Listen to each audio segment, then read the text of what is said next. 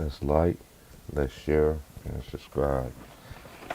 Salute to everybody again this morning. It is 9:19. I've been trying to come on, but at my scheduled time. But they want to do what they do. I can't start any morning off. I want to start off saying this to everybody that's out here. I just got some new subscribers and new subscribers on some crap right now. Let me tell y'all something. I'm the only one. When I was on Ticket Channel, I was like, I was going to come on my own platform. And I did that. So for y'all people to sit there and constantly say dumb behind shit that I don't sound like Ticket, you try to be like Ticket, I don't be like Ticket at all. I don't disrespect nobody unless it's disrespect me or they don't know what they're talking about when it comes to a conversation. I'm not like Ticket. So everybody can stop with that hating ass shit. Everybody's not like Ticket. Another thing, Ticket been there doing this for 10 years. Or probably more, since the beginning. I'm just now starting to, I've been almost a year. And you want to subscribe or unsubscribe because of oh, you ain't got enough subscribers. So what? I'll talk a lot of stuff. I speak a lot of truth. And I speak a lot of realness, too, that people don't know about. So, you don't like it? That's fine. You can unsubscribe. Now, I'm just going to say for future endeavors, if I see these names that I see that was added on my thing, you know what I'm saying? If I see you in the chat room or anywhere I'm on and you want to throw the little haters, I'm going to call you out. Call you out. Oh, yeah, I'm going to call you out.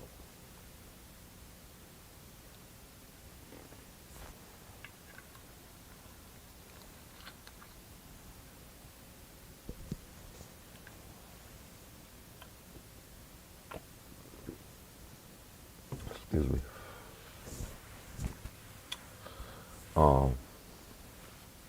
It's really messed up. I come on here when I get ready, when I come on here anyway. But for people to act like that let me know what kind of character you are. And I know, like, since I've been, like, on certain people's platforms and everything, and I don't care y'all don't send money to me. You think I give a fuck about all that? I got all your names right here, 10 of y'all. Y'all subscribe and then you unsubscribe. I don't know, there's one person with the same behind account, because all y'all said the same dumbass shit. Doesn't matter to me. It doesn't matter.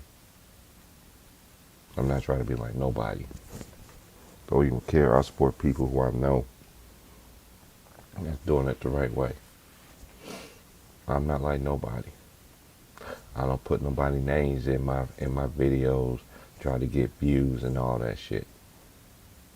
If I was so much like people who y'all say I was, like Ticket and many others, I didn't never use them in my headline.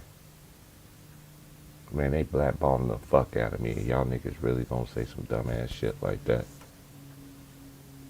That's why I want people who really support me. You really support me, support me. If you don't, that's fine. The show's still gonna go on anyway. Period. Now let's get down to basketball. And I mean this, if you don't, and I mean if you don't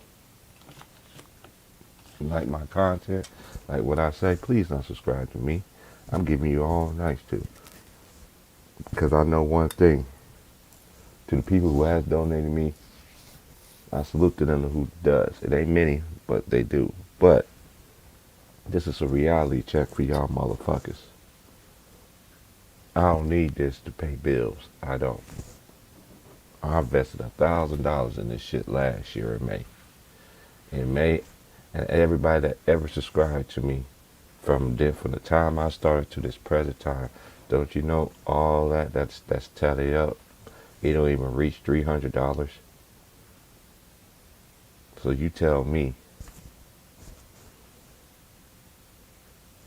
Now, let's get to the games last night. I don't know, that shit just happened to piss me off this morning. People thinking that, and then, that's messy ass niggas right there, man.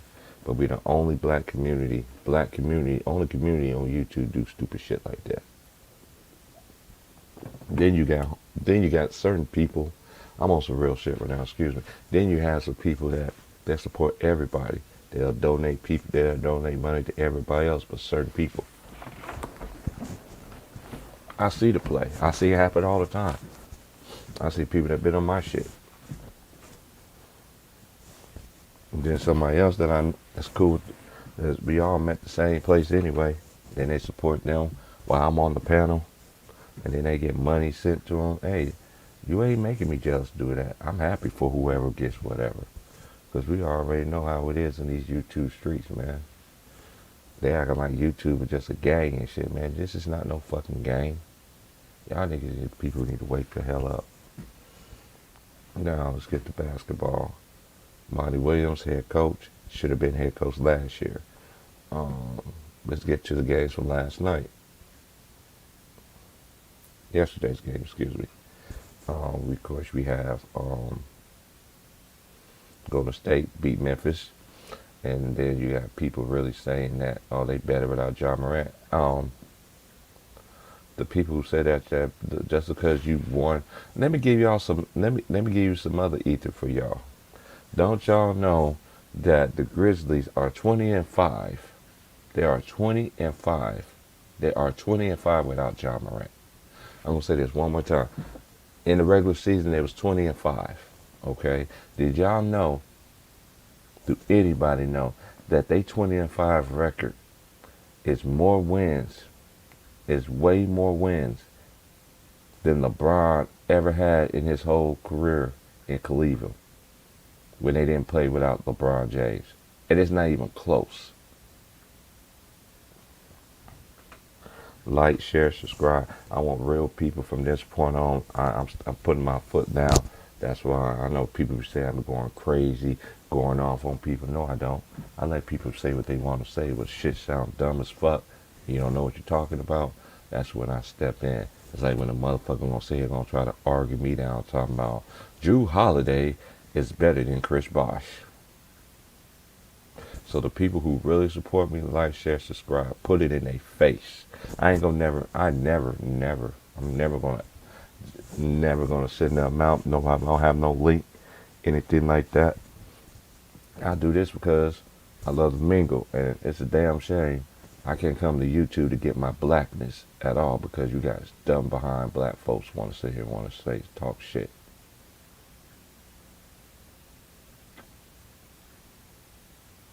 I don't get that. Now, Foster series, it's amazing. Skip Bayless said the same shit I said last night, but I forgot motherfuckers don't be saying on T Price. They'll be still why they listen to you. You only got so. Listen what I said last night. I said Boston. The games in 3 and 4, they dominated the third. They dominated the fourth quarter. I said that last night. They dominated the fourth quarter in Milwaukee. In the fourth quarter, it's not even freaking close. Okay. Milwaukee was able to get it done in game 3. Boston was able to get it done in game 4. And I said this last night too. I understand why Brook Lopez was in the game last night. Boomhauser is one stupid behind coach. He's one of the coaches that you got a ring, but you're going to fuck up another a repeat because you ain't. Al Horford killed them. 35-year-old Al Horford. And one thing about Al Horford, I'm happy for Al Horford. He always been a solid veteran. Even when he was with the Hawks. He started off with the Hawks. It was the Hawks. It was him, Josh Smith, Joe Johnson. What's that dude's name? Jeff Teague. You know what I'm saying? I remember those days. He always been has the utmost professionalism. Had the utmost. And he killed them. He killed them last night. But when I see the coach don't want to make adjustments, ain't made not one adjustment, and you continue still to let Al Horford shoot threes like the way that he did, because we all know that Brook Lopez, he can't recover all the way out to the 3-point line. But guess who the person who can? Bobby Portis. why he wasn't in the game. Now, let's get back to the Warriors for a second. To the dumb motherfucker who sat there and said, who was one of my unsubscribers, well, I think this person is a troll. Because I woke up this morning around the same time every morning, as I did my normal routine and everything. And then I went and just checked my email, just in case for jobs and everything like that. Cause I have a lot of interviews this week. Just checking out the forecast. Oh, you got new subscribers. Oh, I got subscribers. And then they want us to leave a message in their videos and delete it.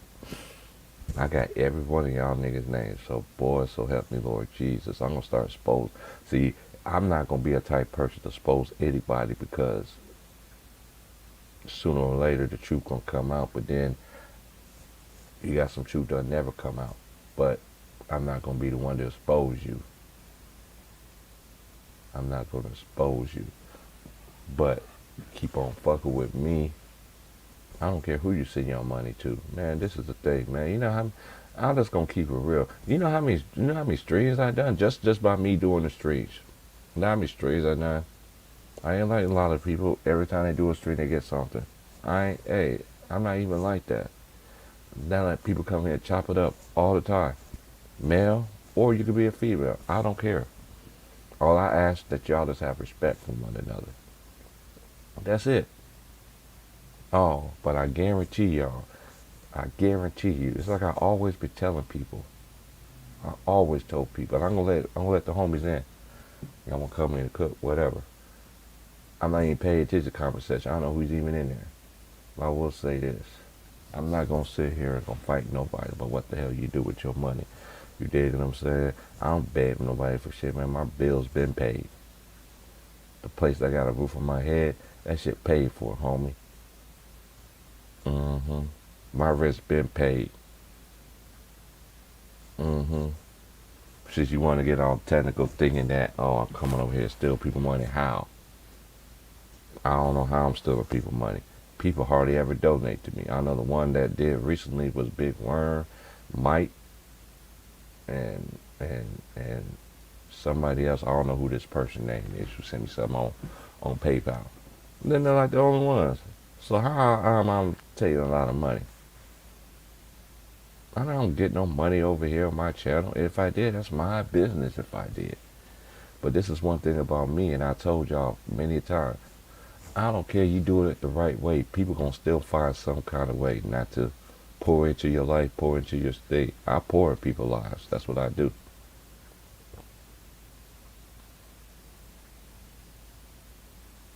I can't support every freaking body and everything like that because I can't do that. I'm not at that level yet of doing so. But I'm not gonna sit here and shoot my brothers and my sisters down who I met on the same channel. And all the ones that I have been cool with, we're cool. People that really talk behind the scenes, they know how I am. I don't ask nobody for nothing. I don't even ask my own girl. I don't even ask my mama, my twin brother, my sisters for nothing. So why the hell would I want to come on YouTube and ask for people for their money? Y'all people dumber than a box of rocks. I'm speaking my truth because I'm tired of this. I'm tired. I woke up this morning and I had to deal with these folks. And yeah, I did block you.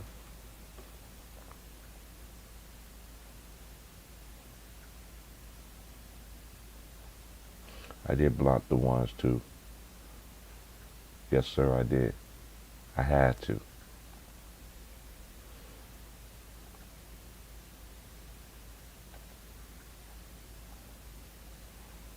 Yes.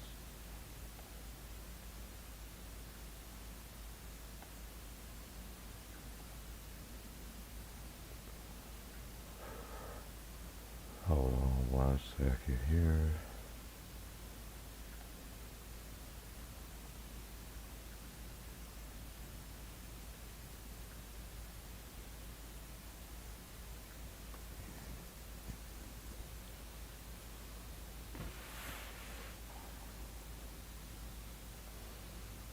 drop the link, man. See if anybody want to come on in. If not, show gonna go on anyway. We're gonna make sure we let everybody speak, get they shit off. All about respect. You ain't gotta sit here and throw shots at no motherfucking body or whoever like that. Y'all know I don't like that shit. Alright?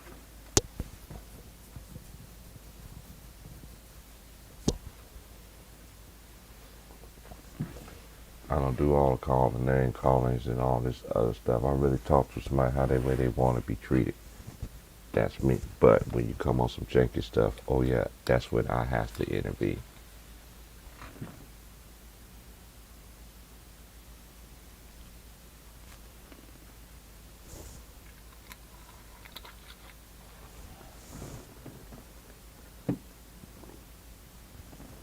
So, since I've been doing so much shit, I'm gonna give people exactly what they want. I'm not gonna be doing any more games. I'm gonna let everybody else do them. Since I'm just a big hater. Since I just ask people, since I just get all this freaking money from all my streams and shit, I'm like, how? So, I'm not doing no streams tonight to further notice. I'll come on here when I get ready. I got way more deeper things to do. It's a damn shame I gotta come. I can't come on YouTube and get some black sanity, because even I got some black sanity, the same black sanity, it still exists. You go to these white folks channels, you go to Mexicans, Puerto Ricans, anybody channels of Puerto Rican. We're the only community where you see this hostile shit from. They don't tell them, you never see the white folks community on YouTube, see they be talking shit to each other, where they be talking about basketball and shit like that. Or anything else, Mexicans, Puerto Ricans, Asians, I see it all on YouTube. They do not argue with each other. Man, you got people be pouring in money to them like it ain't nothing. I know some people, I know somebody that start out just like me, that's white. One of my friends' kids. And you see how many people just pour into him. But you know why they pour into him? Because they like that. Because they like what he's doing. And another thing, he's young. When you're young, you can get all the subscribers. I ain't got to sit here and tell y'all over and over again about the same ass thing, but apparently I have to. I ain't in a competition with no motherfucking body. Period. And I'm not trying to be like Ticket or nobody else that I know. Like how? I ain't never just no nigga put no nigga in my headline in any of my fucking shit. But I'm a hater.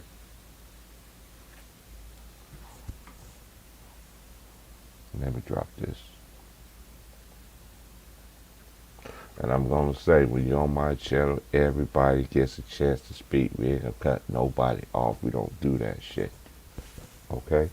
Only time you will get cut off is something that you say is not factual. Period. Alright?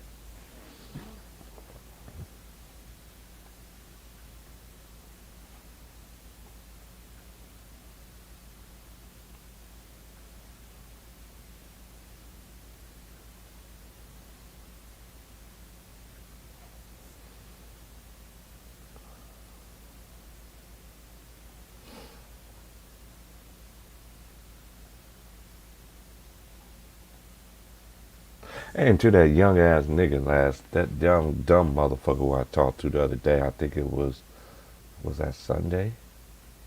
I think it was Sunday, I think. Was it Sunday? Was it Sunday, I think? I don't remember. I don't remember what day it was. To that young person who sat there and said that Chris Bosh, that Drew Holly's better than Chris Bosh, I still ain't seen you over here. I mean, you ain't gonna come over here. You got perfect ether. I got it for you. If Chris Bosh was so much better than,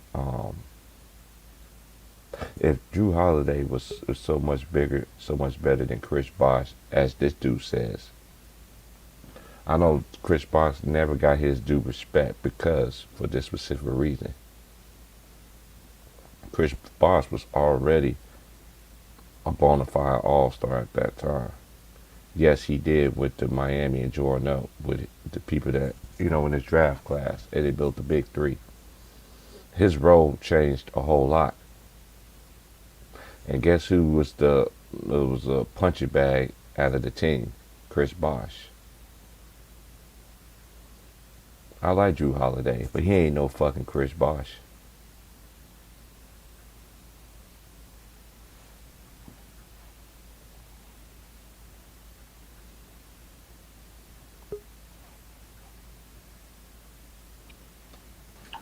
What's good? What's good? T Price, Yo, Yo, can you hear me? salute, salute.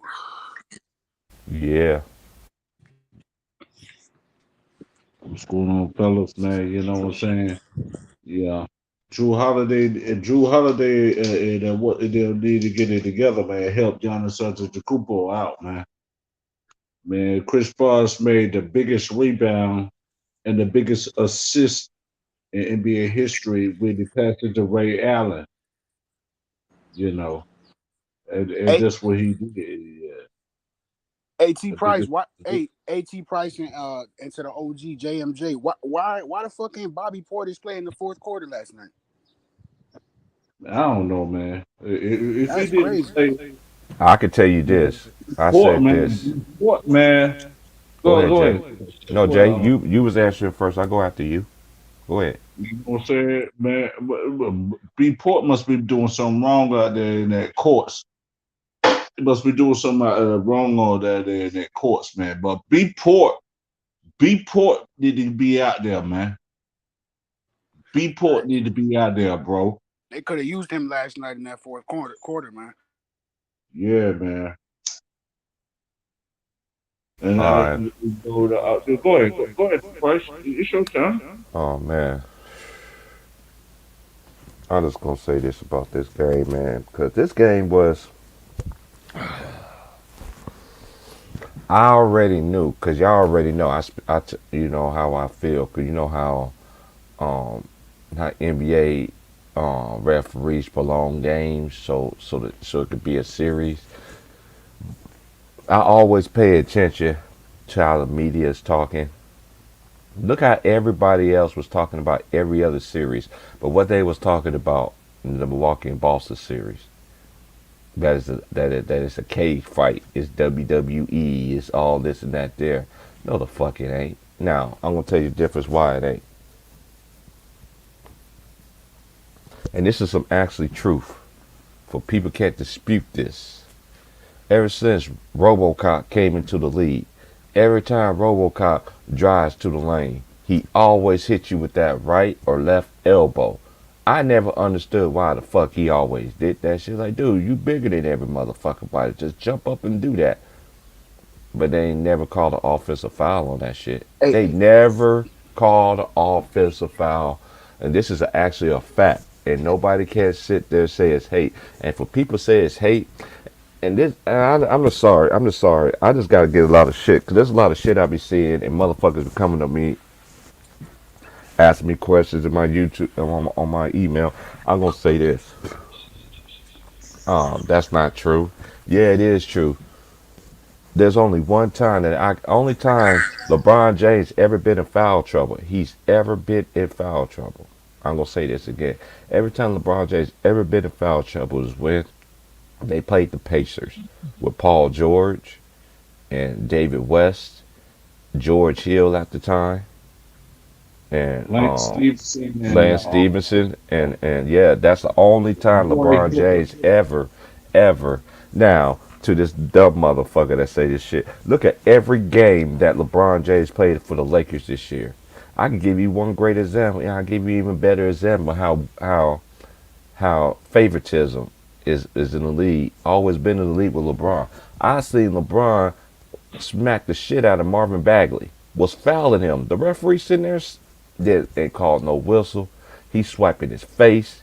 He hitting his face. He hitting his hand. Everything. Marvin Bagley.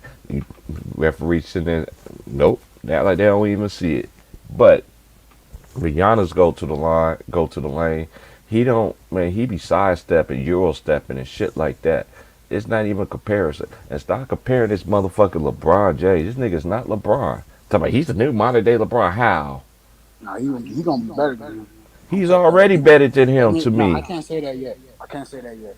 Can't This say is, that yet. I say right now in their careers, he's already better than him for this specific reason. You know why? He stayed with his team. He didn't jump That's ship. right. No, That's yeah, that's right. cool there, but God, man, you I'm gotta talking give him about as of respect. right now, early in their careers, he does has a. This is one thing though too that people don't give Giannis his credit about. I don't give a fuck about that offensive shit. Look at his defensive The shit. defense, yep, that's true. That what separates him to LeBron. Period. I don't give a fuck any. And I want somebody to challenge me on this and really challenge me.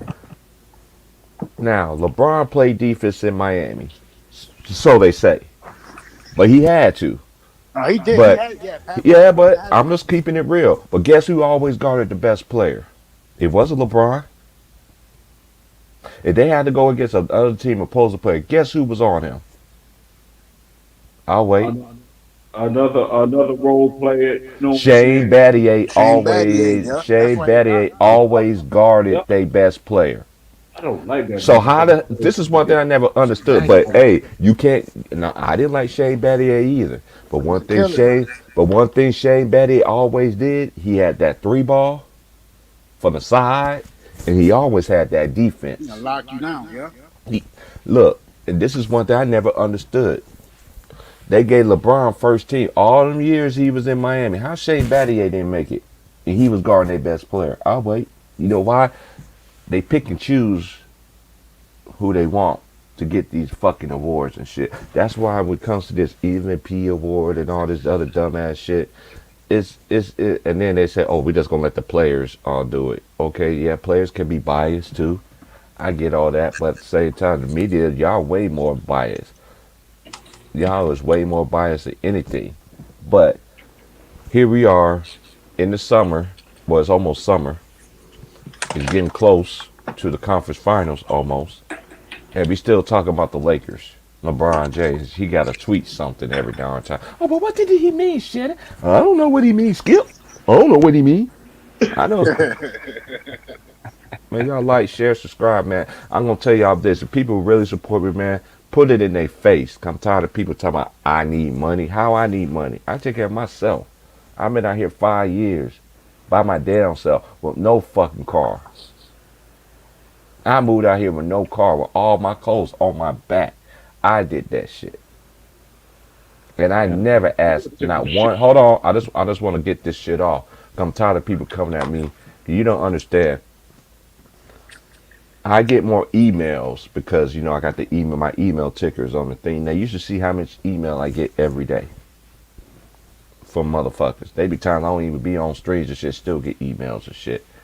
Because I know motherfuckers be talking shit. I read it just to see what they. You never know. One day somebody might really want to help me, might want to bless me. You never know. Um, I'm just tired of that shit, dude. Let me just tell y'all something, man. Not Lou. I think Joker got the MVP too because he played more games, man. And B can't stay healthy, man. This is the only reason why I thought that. Yep, I would agree with you on that. He did play 82 games. I give you one even more better. Um, it could have went to Giannis too, but Damn. the media don't like Giannis. Media do not like Giannis. The majority of the media do not like Giannis Don't trip, Giannis. Antetokounmpo. Get that real MVP, that Finals MVP. Yeah, Don't yeah. But get this is that the real thing. joint. I'm just gonna say this too. If Giannis don't make it, that's fine. To me, he's still the best player in the world. To me, I don't care about. I'm waiting on the people to come on with their pom poms and shit because they lost last night and shit. I was waiting for it, so I'm just waiting because ain't no way in the world that ain't no way an offensive player is the best player in the league and you don't even play defense. Nah, basketball always been a two-way sport. Offense, you gotta go straight to defense. Now let's get to the game. Who played tonight? I'm not doing the games tonight since people always say I want to hate. And dude, you know how many people be on my motherfucking streams and shit? Man, people are dumb. Hardly Man, anybody that's be in my stream. bullshit. And that's bullshit. But Giannis should be MVP league MVP. You know what I'm saying? You give it to a man that they ain't make it to the second round. You know, Hey, another thing too, big bro. A lot of people I even see in the comments too. Lou said about the coaching. Man, you got to give Boston respect, bro. Tatum and Yes, Horford took turns cooking them niggas last night, man. yeah, Doka. No, no, I be see I could tell you who Doka. won in that game. I I know see, Tatum. I know Tatum Doka cooked, was Nah, but playing. Horford. Al Horford was the main reason why they won this game. Hey, T Price, he looked like Florida Al Horford, bro. That's how he was playing Hell last night. Hey, yeah, hey, I'm just gonna say this. I'm gonna say this hell about a player yeah, like this. I know a lot of people, and I said this the other day, and I was just talking about it earlier. I remember when Al Horford played for the Atlanta Hawks. It was Jeff Teague, Joe Johnson. He Yeah. had Josh Smith. He That's yeah, when had Josh Jeff. Smith was He had balling. Jeff. He had Jeff Teague. yes. He had Kyle Sandra Corver. Batista, Kyle Sandra, Corver and Sandra Zaza Batista, Pachulia. Sandra Yeah, Batista. and Yeah, Zaza. Yeah. So, hey, this is the thing, man. With man, Al Horford always been a professional, but look how he did him. Look how Boston did him. He was on first. He went to OKC Thunder to rock, but Al Horford's always been a professional. Now he feel like he's rejuvenated. Look, of course you're gonna be rejuvenated in your career when you know when you they sit you to a sorry team to rock.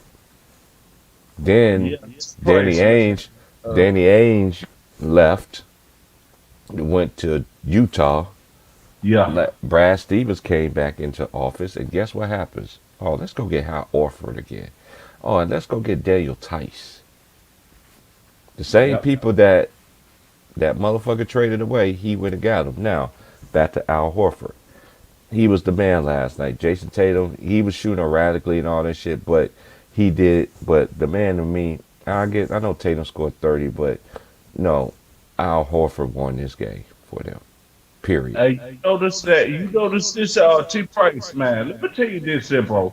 And they dominated the fourth Before quarter. before the And they people dominated the fourth quarter. this, Al Horford, man, he been the longest reigning.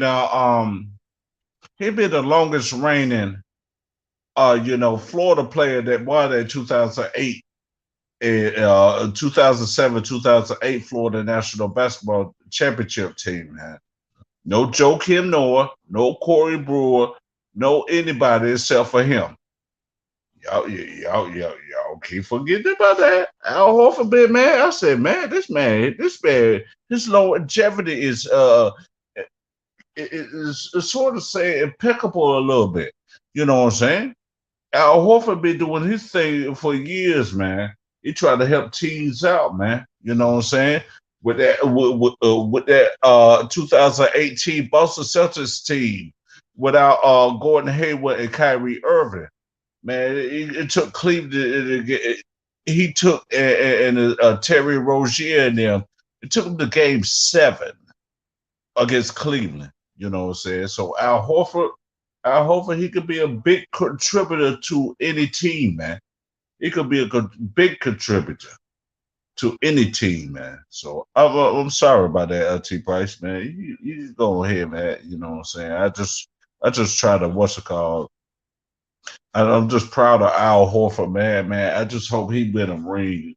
I just hope he win a ring. You know what I'm saying? Man, Al Horford been the longest rated with after the Florida Gators. No Joe Kim Noah and no Corey Brewer, man. Or anybody, man. You know what I'm saying? I'm just proud of Al Horford, man. I just hope he get excuse me, go get a ring with the doggo any team. If it ain't Boston, it's gonna be somebody else, man. He gonna be a big liability. It ain't gonna be a big help, a big contributor to any team. You know what I'm saying? So I'm sorry about that, T Price. You go ahead, Big Worm. Big Worm, how you doing there, sir? It's good, OG. Man, I'm just cooling, man. You know what I'm saying? I'm waiting for our Bulls to come back next season, man. Man, I'm waiting for my Bulls to come back next season too, man. I'm a Bulls fan myself, man. You know what I'm Yeah. saying? I'm a basketball fan. I look at my team with the Bulls standpoint, man.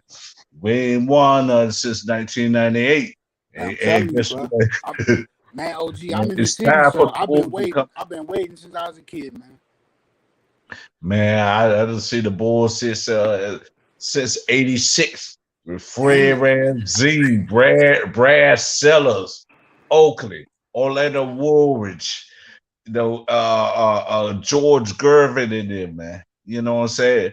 Then you had the had the Iceman, yup. pieces with the had the pieces together. Doug Collins got fired. Then here come Phil Jackson. He been in the '89-'90 season, man. So I want to see the Bulls. I Man, want to I've see been the Bulls fan Bulls longer do than I've better, been man. alive, man. I was born in '92, OG, so you know that's when we was going on our little championship runs and shit. And I was born back in '76, man. I seen the Bulls, man. The Bulls, Bulls You a were my team, so you man. late 70s like me. I was born 78. Yeah, you a late 70. Yeah. Mm-hmm. 76. I was born Uh, 78. My boy real lazy. What's up with you? Hey Salute, man. salute, Hey, chat. hey, you got my Salute, number, salute. right? You got my Yep. number. Hey, I need to really talk to you on some real grown man shit, man. After, cause this is the main reason. And shout out to my boy, know your boy too, James. There's a lot, and James would tell you too, Trey would tell you too, Big Worm would tell you too. I'm not trying to take up your time. I know y'all got kids and y'all got a wife and all that. I ain't got none of that. I got a lady, but you know what I'm saying? But I'm not, she's in the South. You see what I'm saying? But Right. I just need somebody to really talk because these niggas had me hot this morning. I know you heard me early this morning before I started my shit, but Mhm. I want to give you talk your shit about your Warriors, man, because this is the only dude that I know that's We been all Warriors, consistent. bro. I think it's over. I said it last night before they started. If they don't win this game, it's over Now for you both. said it, yup. That's a fact. Go ahead, G. And I got that. I This appreciate that. need I to get appreciate it. together too, man. John Morant need to come up in there. I seen news breaking that John Morant. It's gonna be over, man. Let's go. Yeah. Shit, I mean, bro, I actually turned that shit off, bro. I stopped watching that shit. I couldn't watch that type of basketball, So bro. you like me? Hey. You know when they I start said, throwing that shit in the game? hey, fan or not, nigga, I'm gonna keep it 100, bro. I like to see quality. It's all about quality over quantity, nigga. I can't watch Yeah. I don't know why I couldn't stop it because I was on live. carried on, bro. It was sloppy. That shit looked like a summer league game. I said, nigga, this the playoff. What we doing? Mm-hmm. I ain't watching that shit. Golden I State in Phoenix. It's gonna be Golden State in Phoenix. It's gonna Yeah, be. that's just Yeah. it's like all of a sudden you can't execute throughout the whole game, and all of a sudden the last minute of the game you want to be able to hit shot, execute. It don't make sense. Yeah, that don't make sense. And I don't like the rep. And we don't ask all the old school. Even Big Worm know about this, man. Don't you seem like the playoffs refereeing is getting worse and worse as each playoffs goes on? Damn, Tim Donahue. Shit. Hey, everybody want to hate on that man, but that man shed out a lot of truth, and that man still get called a hater, man. Hey, I tell He y'all, signs and exposed the symbols. NBA for what it was. That shit happened Mm-hmm. on David Stern's watch, bro. Mm-hmm. And this shit is continuing in worse fashion on motherfucking Adam Silver, burden Ernie with the motherfucker. Damn, you can't bring Joe Crawford up in there. You can't bring Hugh Hollins up there. All the motherfuckers. Billy Hey, I Savage will say Marley up this. in that What's that? motherfucker. What's that referee name? What's that referee name that? Hey, James Harden just got his first win. While the same referee that do Chris Paul games, and Chris Paul had never won. Talking about that lady, that lady. No, it's the white boy. It's that white boy. What's Oh, I that can't dude's name? think. Scott Foster or something like Scott that. Foster. Yeah. Now Scott Foster did the Philly game, and guess who won the Philly game? Scott say so it might be some light for Chris Paul, but I don't think so. I think Scott Foster really don't like Chris Paul. You know these referees really got a vendetta against certain people, man. They got a vendetta against all these players, you know. Mm-hmm. Mark Davis, he's one of the worst. I hate looking at that. He the Yeah, one Mark last year, Davis is the fam. ball. Joe That's the ball Crawford who did had something nothing to to Chicago care about Bulls ball in game. 1992 in game two. I hate that And motherfucker. then it gave him a test. And that's why they lost. You know what I'm saying? Yeah, You know, yeah. he tried to be biased, but he ain't biased. He tried to be unbiased, though. Joe Crawford. Joe Crawford, what man? George said, man, what are you doing? He said, see. So Hmm. Joe Crawford was the man, though. You know what I'm saying? So he unbiased with all this stuff, man.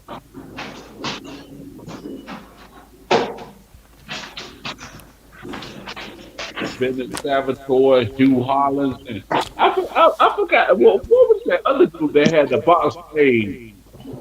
I forgot the other referee they had over there, in the NBA. I don't know either, man. It's just these playoffs. Cause this is one thing I noticed.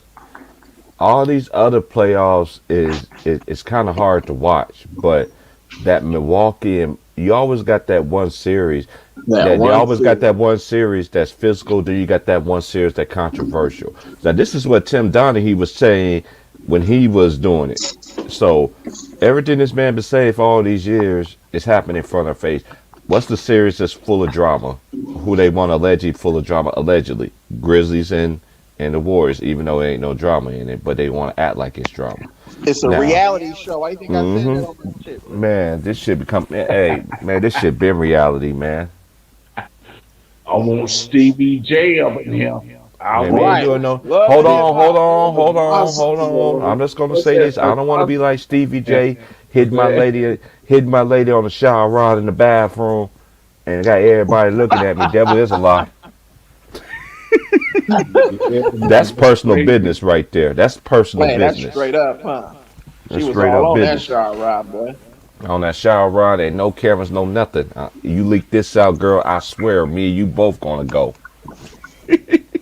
Man, they are Charles Manson with a straight jacket with an AK-47 in Oh Straight up. man.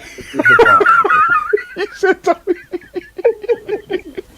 Jason. A lot of people forget how bad top man. That's bad, man. You grew up, man. That's like our early childhood right there, man. With Tom Yeah. Manson and yeah. Yeah. But who y'all got tonight though, man? Cause you know Miami's back playing at home. Do y'all think Philly got a chance? Shout out to my boy Polo too. And now let's go say this. I'm not jealous of any of my brothers on this motherfucker. So for these new subscribers try to cause discord and everything like that, I got all y'all names down. And I know you be in ticket chat. I know you be in my boy Showtime's chat. I know you Mm-hmm. be in Too Raw for TV. I see all y'all chats. So you try to sit there and talk about me. I'm gonna try to be like Ticket. I ain't nothing like Ticket. Ticket loves this shit. Ticket been doing this shit for over 10 years. No, Mm-hmm. I, 20 years. I'm one. No, 20 years. Well, 20 years. Well, there you go. I just made a video No, on that. 20 See, years. hey, Fuck, just they say listen to Ticket that and do in this my shit for video, 20 bro. years, bro. Damn, that nigga do it for 20 years. God, see, I ain't know Man, nothing about YouTube Bone, 20 man. years ago. He's going on YouTube, man. Man, that's crazy, man. He been doing this shit for 20 years, man. Chicken these stop nine talking about he ain't do it. You ain't do this shit, man. Man, you know how to go. Chicken know how to go the game go. Yeah, that's what's on the thing with me. I know that. I know how the game goes. Was like I try to tell these new subscribers, Like but you should I everybody know they else. were just causing. I know they causing nonsense. Talking about I'm getting all this money and all this. Like, dude, hardly nobody be in my chat room, bro. By design, by design. And then you look at my views from last night.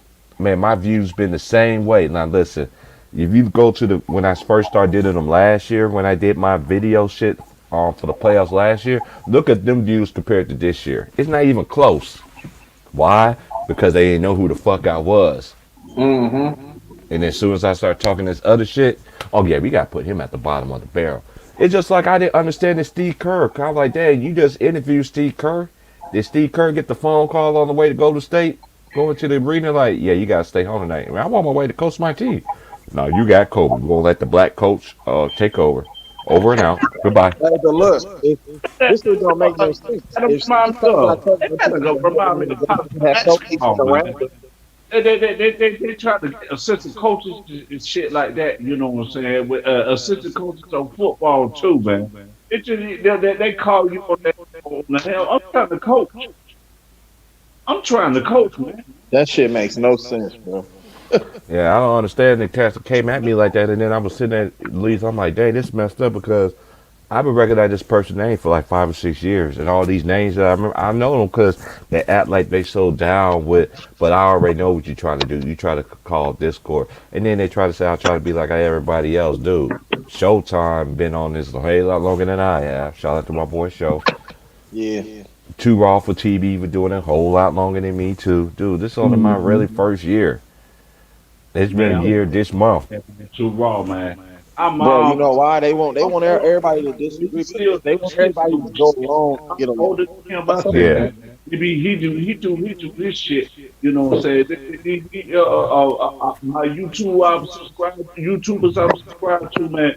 They older than me, but I can learn from them too. Just like you, T Price. You know what I'm yeah. saying? I can learn Hey, from shout out y'all. to Louisville because they got a money base in the transfer portal. Oh, they do?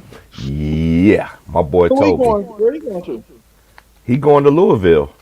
He transferring to Louisville. Remember he was at Memphis. And that's the Oh, messed he was up at part, Memphis, T so he Price. going to Louisville. Okay, cool. And he's staying And there. this is the messed up part. These people are these college players transferring. You know what I'm saying? They doing Now, what the NBA doing. wow. They doing what look. And I said this. I don't know when I said this. I think I said it like a couple of weeks ago. These college players act like they're in the NBA because I don't like my situation. I'm gonna Yeah. transfer out of here. It's just like the Michigan point guard, for instance. Uh-huh. He's transformed. I'm like, dude, to me he was the future because old boy was a 5th-year senior from Kalamazoo. The one that the one that Stephen A. The one Jay's called that nigga Stephen A. son. Look like Stephen A. Brooks, that's his name. Brooks from Kalamazoo. Shout out to my niggas at KZoo. I used to be all up deep and up in there. Kalamazoo, Battle Creek area.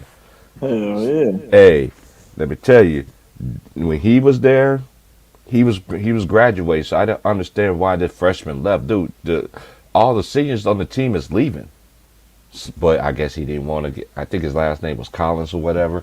I just said this. NBA, the college players is getting treated like you in the NBA. I don't like my situation. I could leave. Nah, man. Now, I do understand to a certain degree that you have a coach that's holding you. You see what I'm saying? I do get, you do have them situations like that where they be like, nah, you ain't better than this player. Even though you bust their ass in practice and shit.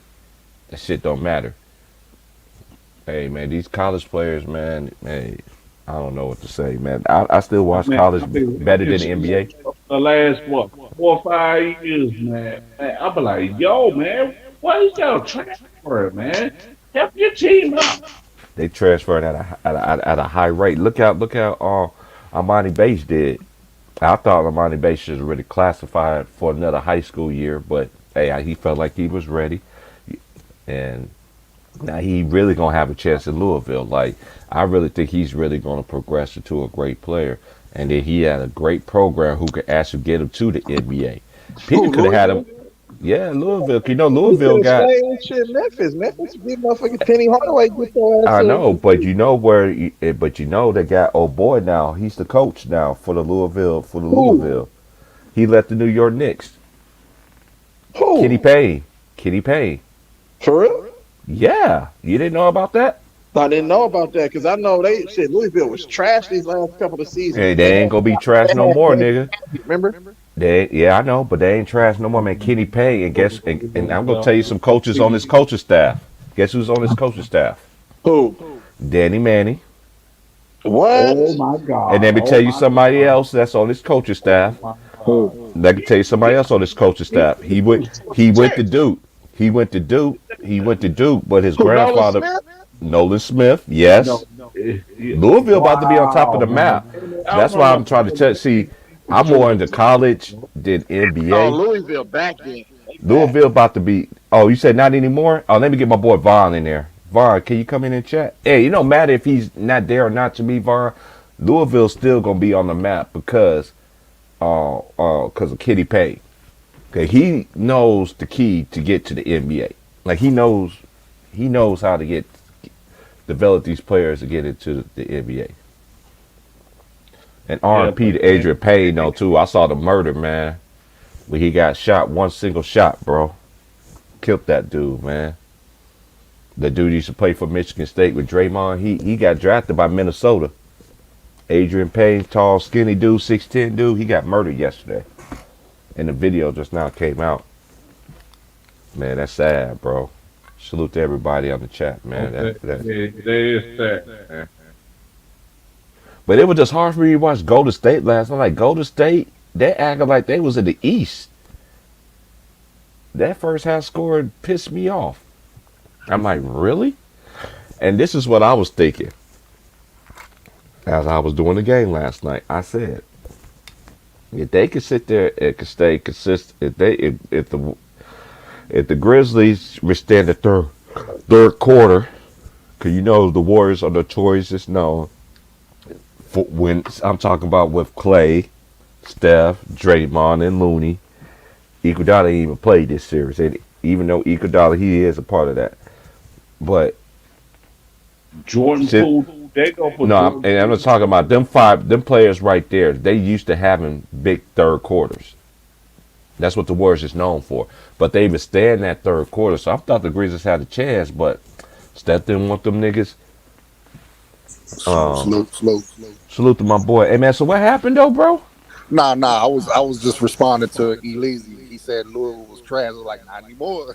Right. Now that I think we fucked up since we fired Rick Pitino, bro. Yeah. He deserved to get fired. Even though they was throwing a lot of BS at him. But Adidas joint. I know. Yeah, that was all Adidas. All that dirt was Adidas. Sure was. Adidas executives trying to pay them players under the table and shit. Oh, y'all, I'm gonna let y'all cook, man. We cooking for a while though, man. My interview that I had is gonna be phone interview, so I'm about to go do that. I just want the brothers to hold it down. Like, share, subscribe. Hit that cash app, boy. I did get that cash out too, Big Worm. To anybody that want to continue to do it the right way, because everybody know I'm not trying to be like none of my homies. They already made men. And these YouTube, because they was doing it a whole lot longer than I did. Shit, they did half of my life. Tigger did half of my goddamn life. I'm 43 years old. He's been on here 20 years. God dang. Now they was doing this since I was like 23 then. The YouTube is basketball. The basketball. But he been doing the YouTube since 2015. That's what I said. Oh, okay. I get why you said it. All right. Hey, y'all hold it down to cook, though. I got an interview over my phone, man. Y'all hold it down. Hey, I know G. Shaw. I know my boy Leezy. If he don't answer, he probably at work or something. So he'll be back when he can. But y'all hold it down for me. Yeah, this NBA playoffs, man, it's been crazy, man. You know what I'm saying? Yeah, man. It's been so back and forth. You can't even you don't know who you don't know who really got the advantage in a series. Yeah, man. And like T Price said with the referees too. And I said Tim Donaghy. I said, Lord have mercy, it's gonna be something. It's gonna be something in these playoffs, man. Until I see the NBA finals, you know what I'm saying? Yeah, what they did to Chris Paul the other day is a damn shame, bro. I had to turn that game off. I couldn't watch that game. What they did to Chris Paul the other day, bro. Damn. You know what I'm saying? They want somebody that what's it called? Want to have a dirt and whiskey up in there, you know, Larry Bird or something like that. You know what I'm saying? So I still think Phoenix gonna win it. I just think they don't want it. I don't think they wanted the series to end like in 5 games. Because the way Chris Paul was not allowed to play defense the other day. Hey, name the last black star that Dallas Mavericks ever had. I'm talking about like the main guy, like superstar. You can't. Not man one. Not man one. It won't Ronaldo Blackman. It won't like Derek Harper. It won't Roy Chopley. You have to go back to Mark Aguirre. Derek Harper, Ronaldo Blackman. Yeah, and Derek Harper. Yeah, them 3. Mark Aguirre. You ain't had no Stevenson, no Tyson Chandler, but they contribute. But you ain't say they was the main guy. You know what I'm saying? I'm just talking about as far as being considered the best in the league. We can look at Luke and compare him to the best in the league. We couldn't compare to Michael Finley's, Rolando Blackman, and Derek Harper's as the best in the league. You feel me? Yeah, they were just good role. No Michael Finley either. I forgot about him. I forgot about Michael Phillips. Michael Phillips is supposed to be the man on that team too, with Steve Nash and them. You know what I'm saying? Yeah, but he wasn't promoted like that. So you have to notice how this shit works, bro. Yeah, Look, that's now true. look. He wasn't They promoted. remember they traded Trey Young. They traded Trey Young for Luka. They didn't want Trey Young to be the face of the franchise. Mm-hmm. Yeah, that's fucked up right there. That's fucked up. That's fucked up. I'm just saying, and I was trying to mention that to somebody else who had came on my channel was commenting on a video that I made about that, and they was disagreeing with me. I respect the disagreement, but I just tried to give him. I wanted him to see it from a different perspective. You get what I'm saying? Because we be so blinded by shit. You have to look deeper into all this shit, bro. Yeah, bro. I mean, if you understand the politics of Dallas, the city of Dallas, Texas, yes, that it makes a lot of sense what you were saying the other day, Eleasy. Yeah. Because I ain't gonna sit here and bullshit nobody, bro. yeah. I can dig it. I can dig it because if you think about like even college sports, think about SMU. Think about like how quick they will use their influence. But if it comes back to bite them, they will turn their back on your ass in a heartbeat. Quick. Eric Dickerson, Craig James, all them dudes, bro. They traded Mark Aguirre for nothing. Well, I won't say for nothing, but but they pretty much like say, here, you can have them, Detroit. You can like, have them. Your best pretty player. Much. And then the rest is history. And yeah, it makes, when you really, really think about it, it makes sense. The only, I would say, and because I like me, like us who build on this shit like this, bro. That's why I dig a lot of y'all, man, because it seems like everybody is very knowledgeable of all sports. You know what I'm saying? So that's why I love conversating with y'all dudes. Hell yeah! I mean, you just gotta look at. It seemed like the only dudes like in the Dallas area that were protected was like, nah, you know what? They even flipped on Emmitt Smith. Michael Irvin might be the only one who was protected, bro. Because he was a bootlicker, though. Yeah, but that pretty much. Yeah, pretty much. Straight up. Pretty much. Yeah. All them motherfuckers. He kissed the ring often. Yeah. That's why you see him on television still talking that shit. Yep. Everybody else in the background. Yep. But that's what it is, and that's just a fuck up situation for Chris Paul. But it said, I guess the young man was trying to hug the mom or the wife, trying to hug them or something. I mean, that don't even sound right, bro. It's stupid. Right. Like, why are you trying to hug me for? Why are you even trying to touch me? Period. And I don't want to get into no. But unfortunately, we may have. If you want to have that conversation, you might have to go there. You know what I'm saying? As far as the racial aspect of it, but that's kind of what they do, like touching our hair and shit. Yeah. No, real talk. For real, like when they get belligerent but they don't want to look foolish. You know what I'm saying? They go real silly on you and shit. You know what I'm saying? Like touching your hair or trying to hug you. I'm cool. Yeah. Like, no, you're not cool, bro. Stop that shit. Yeah, don't violate my personal space like don't do that, bro. Stop. I remember Tim Duncan used to do that shit. Pat people on top of their heads and shit. I said, man, Tim Duncan, don't do that shit. Who? Tim Duncan used to do that shit, man. Pat on I know you pat your teammates on your head, though. No, I ain't no motherfucking lab dog, motherfucker.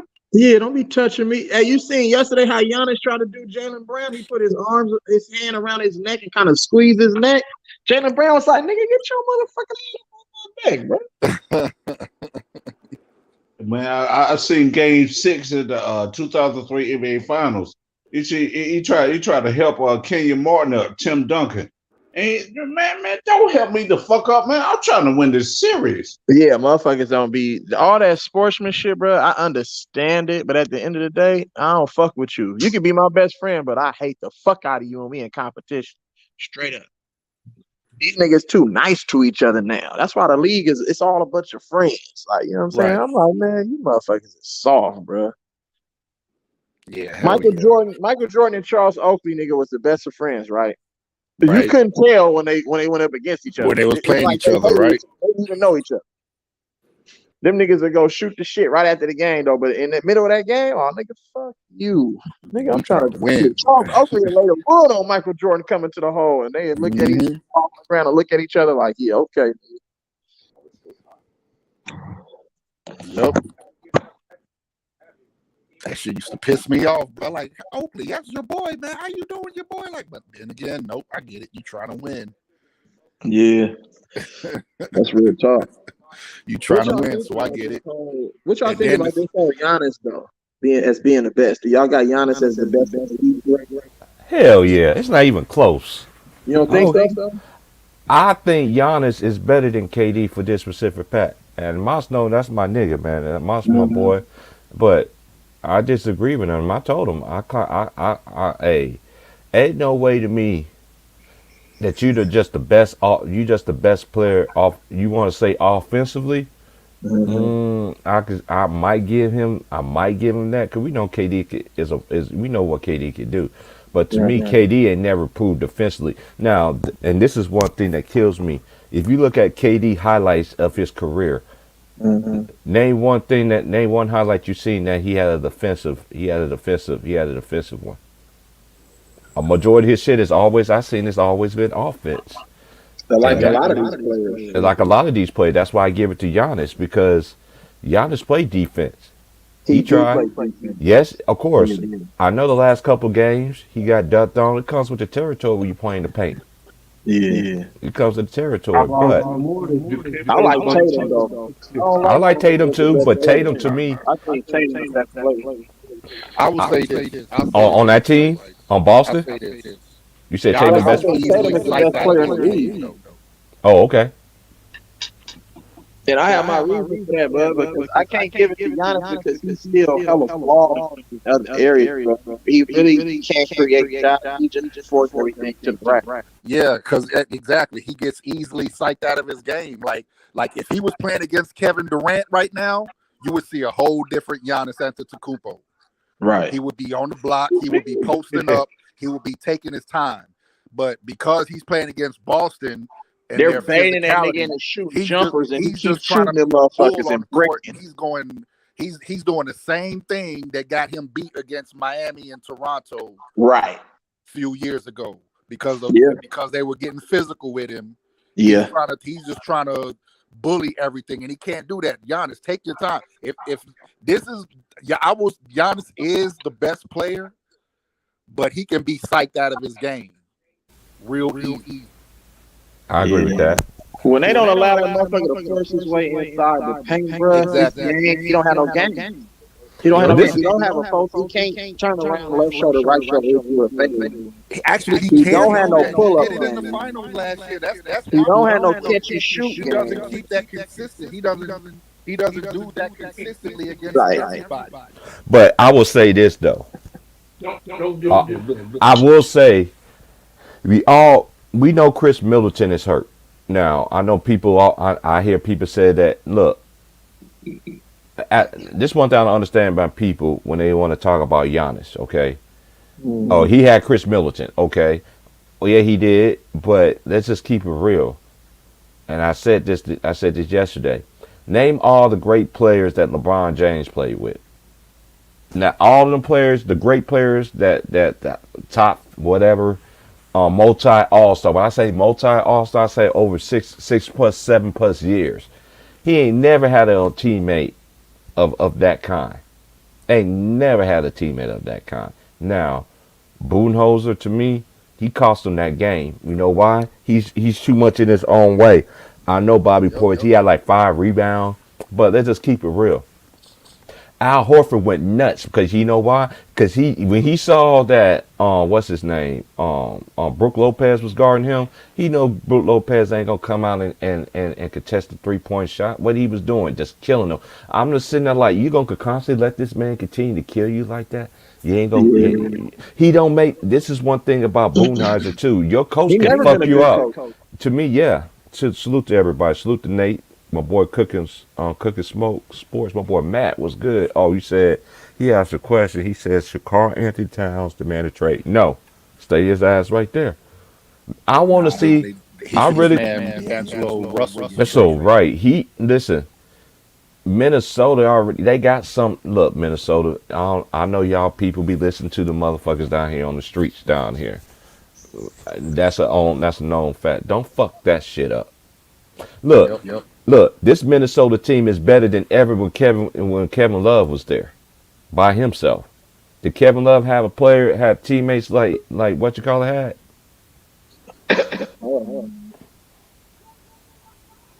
Did Kevin Love have teammates in Minnesota like what you call it have in his Like Karl career? Anthony Towns? Nah. No, Hell nowhere near that shit. Oh Yeah. shit. Nick Not even T. close. By himself. Kevin Love had a player, had teammates like what's that? Kevin Love have teammates in Minnesota like what you call it? No, nowhere near it. What's going on, T Price? Salute. Can you hear me? Yeah, I hear you, Yeah, we Nick. What's did. good? Oh, okay, man. Hey, Y'all got somebody an must. echo though. Yeah, somebody. Hey, somebody hit their YouTube off. Turn your YouTube off, Nick T. You're coming You from know you. what it is? You gotta copy and paste the link and then go to your web browser and then paste it in there. Because if you go, sometimes when you go straight through YouTube, that shit you have an echo. Hey, let me let y'all go. You know what I'm saying? I'm eating Salute, Jay. this dog, man. T Price, easy. Yeah, Oh, for I'm sure. gonna be here cooking for a minute, man. Cause it's on the stream. I'm gonna do today. Salute to y'all, man. All love, bro. Salute. Yeah, I ain't gonna do no games tonight, man, because I'll do the games. I'll do the game tomorrow, but I ain't doing nothing today. What you say, Nick?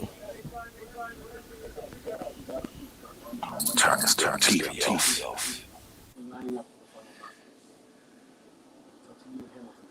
Oh yeah, he probably come back in. But who y'all got winning tonight? Who y'all got winning tonight? I got Philly and I mean not Philly, but I got Miami and Dallas. Oh, you got Dallas beating the Suns. You think Yep, I do. you think the Suns? Dallas on the road. Ooh. Yeah, Dallas on the road, bro. Hey, this is the thing with me, and I said this. Whoever wins on each other's home floor is going to win the series. Yeah. So whoever wins first on the opposing team floor is going to win the series. I just feel like it still is going to be a Suns and Golden State matchup. I don't know why I believe that's going to happen, but if they don't fix this shit, they going to be out of here. Yeah, it's not gonna be fun going to stay there. Telling you. Even though I This wanted is to be. another instance where another Chris Paul incident deprived him of achieving the ultimate goal and winning the championship. You know what I'm saying?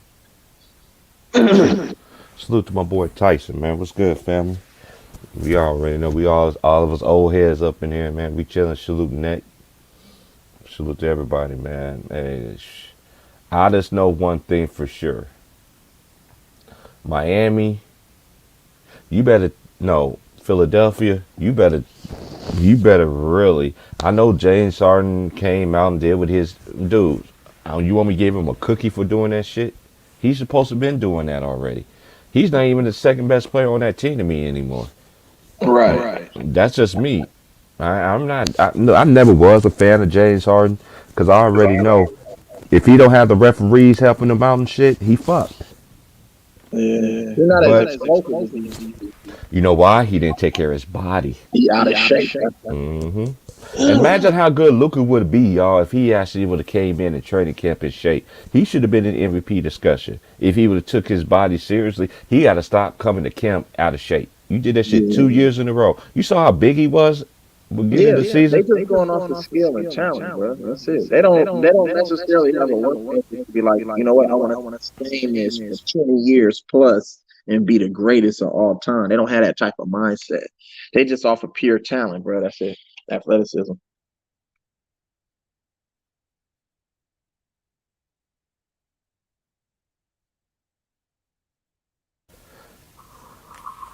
It's a shame, man. It's a crying shame, though, man. But I just don't see. I just don't. I don't know, man. I think Miami now. I think Miami can be had now. But like I say, I don't see now. The same thing I say about Dallas is the same thing I say with Philly. If they could take them shooting like y'all did at home, the last two games, and you could bring it on the road, then you have a shot at chance. Because we know, and I said this yesterday, all the great teams that I've seen, all the great ones, and I'm going to say the last recent team before they even got KD, what did the Warriors always have? They bench players can, them bench players can show out at home and they can show out of the way. When you have a team, where you got your role players can play anywhere, you're a very hard team to beat. Right. I don't know what team, I don't see no team, what team that y'all see out of all the teams that's left that could say that other than the Warriors. Boston. Boston, yeah. Boston is another one. I I keep think it them. 100 on that one. I think them two probably the only ones I see that the bench players can show out anywhere. That's You why I know. think that they're gonna meet in the NBA finals. Mm. I And said that's that a long time ago, bro. yeah, you did. Yeah, you did. Man, it's just. Ooh, I know that's my ladies' team. She loved them Celtics boys. She just. Man, and she let me know too. She said, "What about my Celtics? I gotta put some respect on their names, man." Like, Yeah, cause my wife used to be a Celtics fan too, man. Udoka, man, he, and I Good ass always, coach. and I will say this too, they would not be where they are right now if Brad Stevens was head the coach, was the head coach. Probably wouldn't even be in the playoffs.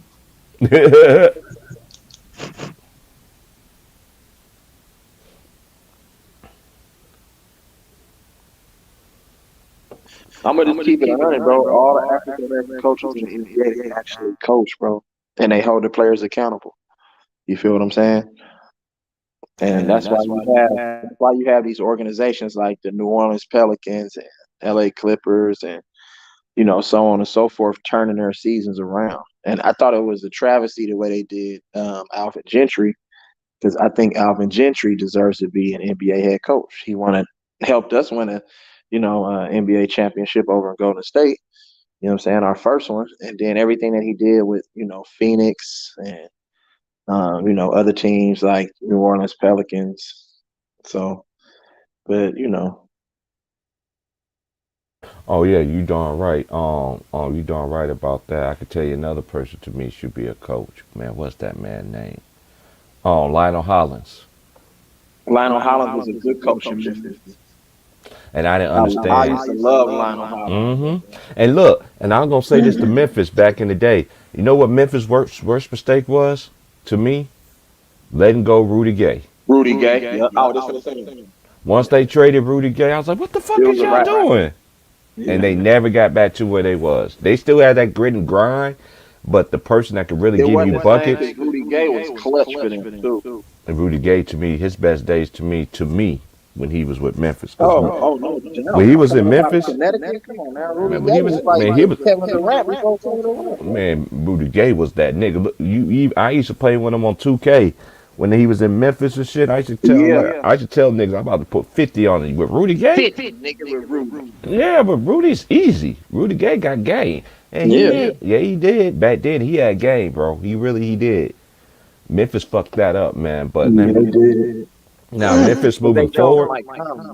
Yeah, they chose Mike Conley. Facts. Yeah. Now moving forward from Memphis, I don't know how they. Let me look at their roster right quick. Now, for everybody that's want to sit there and say that Memphis is better without Ja Morant, dude, this only team that I know that won a championship, that won a championship without no so-called stars, or so to speak, but even though they was stars, was the Pistons. Now, I just don't see now. I don't know, man. And But now it's phony because they only won one. yeah, they only won one. As So good as they were supposed to be, they only won one, bro. a lot of people forget that. Nigga, Kobe should be sitting on 10 motherfucking rings right now, bro. Hating on my nigga, man. And they still hating on this nigga too. And this man dead and gone and shit. Like and Rest this in peace. and you know what I never did, bro? And I told Tig and I told everybody, it was like T watched the inaugural when they was putting everybody in the Hall of Fame. I still ain't never watched it because everybody that sat there, all them fake ass media people, none of them motherfuckers liked the Kobe Bryant. Majority all of them did, and the ones that did, they didn't put them in the forefront. They put the ones that didn't like them in the forefront. Yeah, they hated on my God, man. Real I just talk. don't understand. That's why I respect Giannis because Giannis doing the game right. He's staying with the same team that he played with. He's staying pat with the same thing. Even though I he won respect that. I MVP, respect that. I know that everybody say, "Oh, he didn't win MVP. He got walked down." When Kevin Durant, when he won MVP, did his team get walked down too? Yeah, they all got one. Everybody got walked down in the MVP. That's why I don't understand when people would say, "Oh, he got walked down the twice he won it." Well, KD did too. Yeah. The time, I mean, we can all say that. Only one I know that Kobe was a successor to the rule, and he lost in the championship to the Celtics from that Boston massacre. Yeah. Shame, man.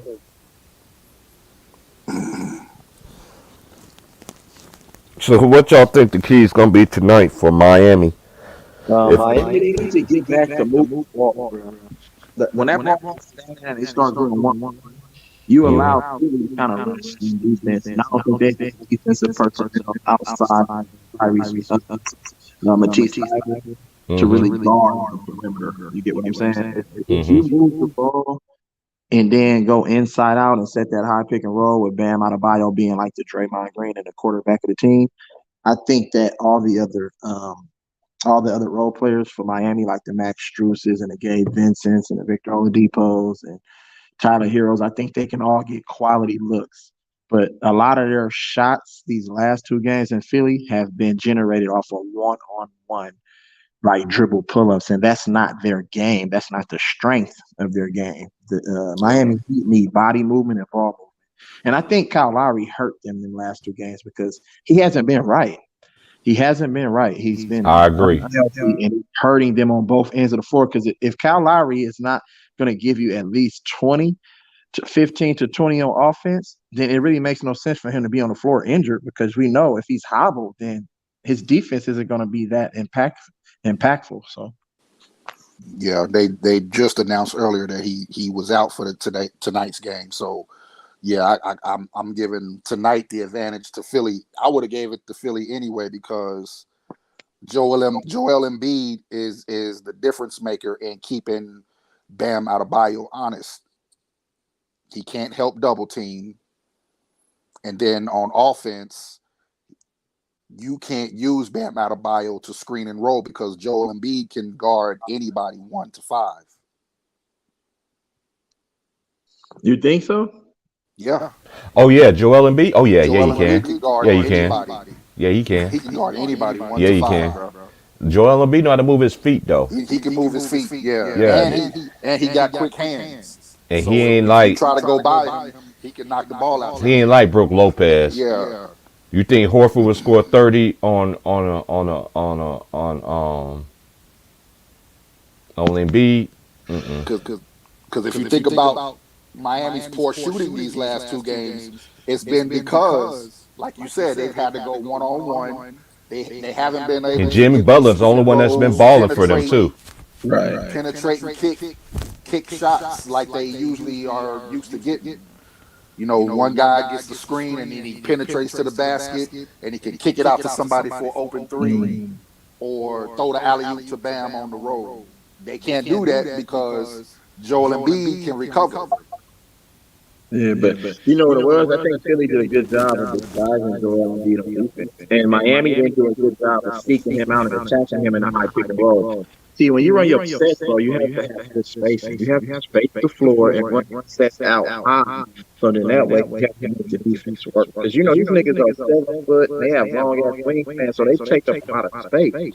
So you have to start all your sets out wide. You feel what I'm saying? If they bring that motherfucker, if they bring Joel Embiid out to that 3-point line, he's choked. He doesn't have the foot speed to keep up with some of these quicker guards. You know what I'm saying? But if he's already in the paint and he's trying to go 1-on-1, well, it's easy to defend. You know what I'm saying? Because he's already protecting the basket. He's like 2 feet away from the basket. You know what I'm saying? So they need to have good spacing.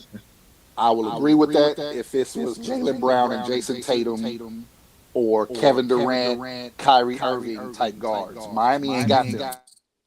Shit, Tyler Hero, Jimmy Butler, and Victor Oladipo is quick enough off the dribble where they can get downhill. Not like that.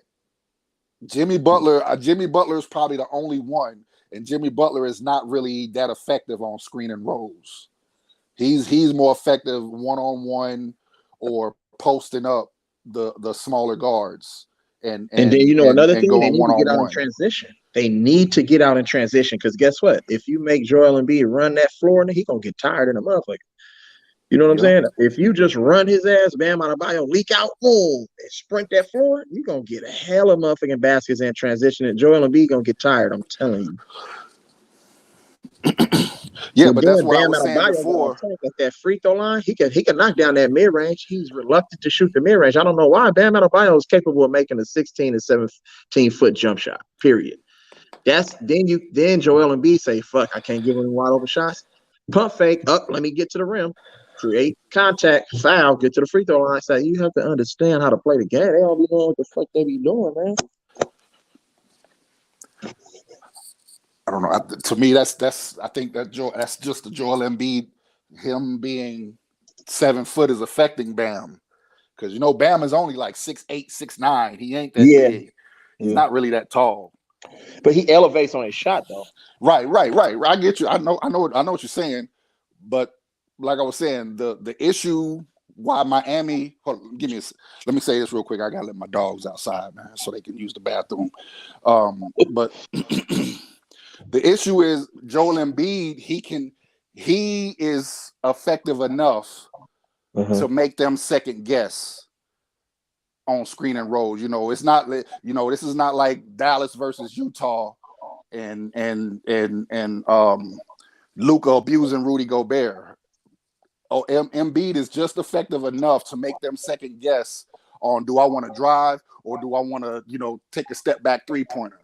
Because this dude, he's quick enough to get the chase down block if I try to drive, and he's quick enough to get a hand in my face if I try to take a step back 3.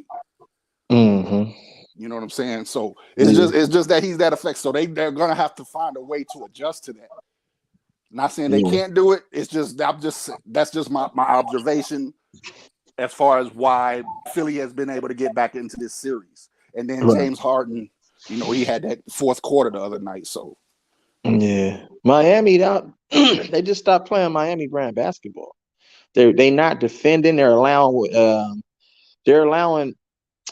Philly's jump shooters to get wide open looks. Wide open. I'm talking about warm up. You know what I'm saying? You can't allow these motherfuckers to just sit there in their comfort zone and shoot wide open shots. And guess what? We already know that the others and the role players for all teams, they don't travel and play well on the road. They only play well at home. So that has to be a point of emphasis. We can't let Danny Green get going. We can't let motherfucking Matisse Thybulle and motherfucking all these other players, Tobias Harris. You can't let them motherfuckers get confidence, bro, at all. You got to shut that shit off. I would force Joel Embiid to score 70 and you in the game because you shut everybody else water off. You know what I'm saying? Period. Yeah. That's a way to affect them, to affect Philly. And then another thing, they have to show early help. They don't show early help. You know how Boston is playing Giannis? They're showing that early body. Right. 2-3 bodies. They're not doing that to Joel Embiid. Joel Embiid is able to just play freely, 1-on-1 with no physicality, no contact. And then Miami is switching their smalls on. When I seen that, I had to turn the game off, bro. I can't watch shit like that. They was willingly switching the smalls onto Joel Embiid. I'm like, willingly. Like Tyler Hero on Joel Embiid. Jimmy Butler guarding Joel Embiid. I'm like, nigga, what the fuck kind of defensive scheme is that? Yeah. Stupid. Yeah, I can't. I don't have a. I mean, again, I got to give props to Embiid putting that effect on Miami because because him being out there on the court has made space. Right. For Philly, because when Embiid wasn't out there, Miami didn't have nothing to worry about against Philly's interior. Right. You know what I'm saying? So when it came down to it, they could just stick to their man. They didn't have to worry about anybody trying to beat them off the dribble. Paul Reed and motherfucking DeAndre Jordan didn't pose as a threat in that interior. Yeah. But Embiid does pose that threat to where they're going to have to react to Embiid because not only if he decides to post up and just camp out in that paint and Shaquille O'Neal them to death, there's nothing Miami can do. They don't have the size to deal with him. Yeah. Or if he gets hot and starts hitting threes, then what you gonna do? Yeah, that's true. If I'm Miami, I'm using Duncan Robinson. You have to use Duncan Robinson in this series. I was just gonna.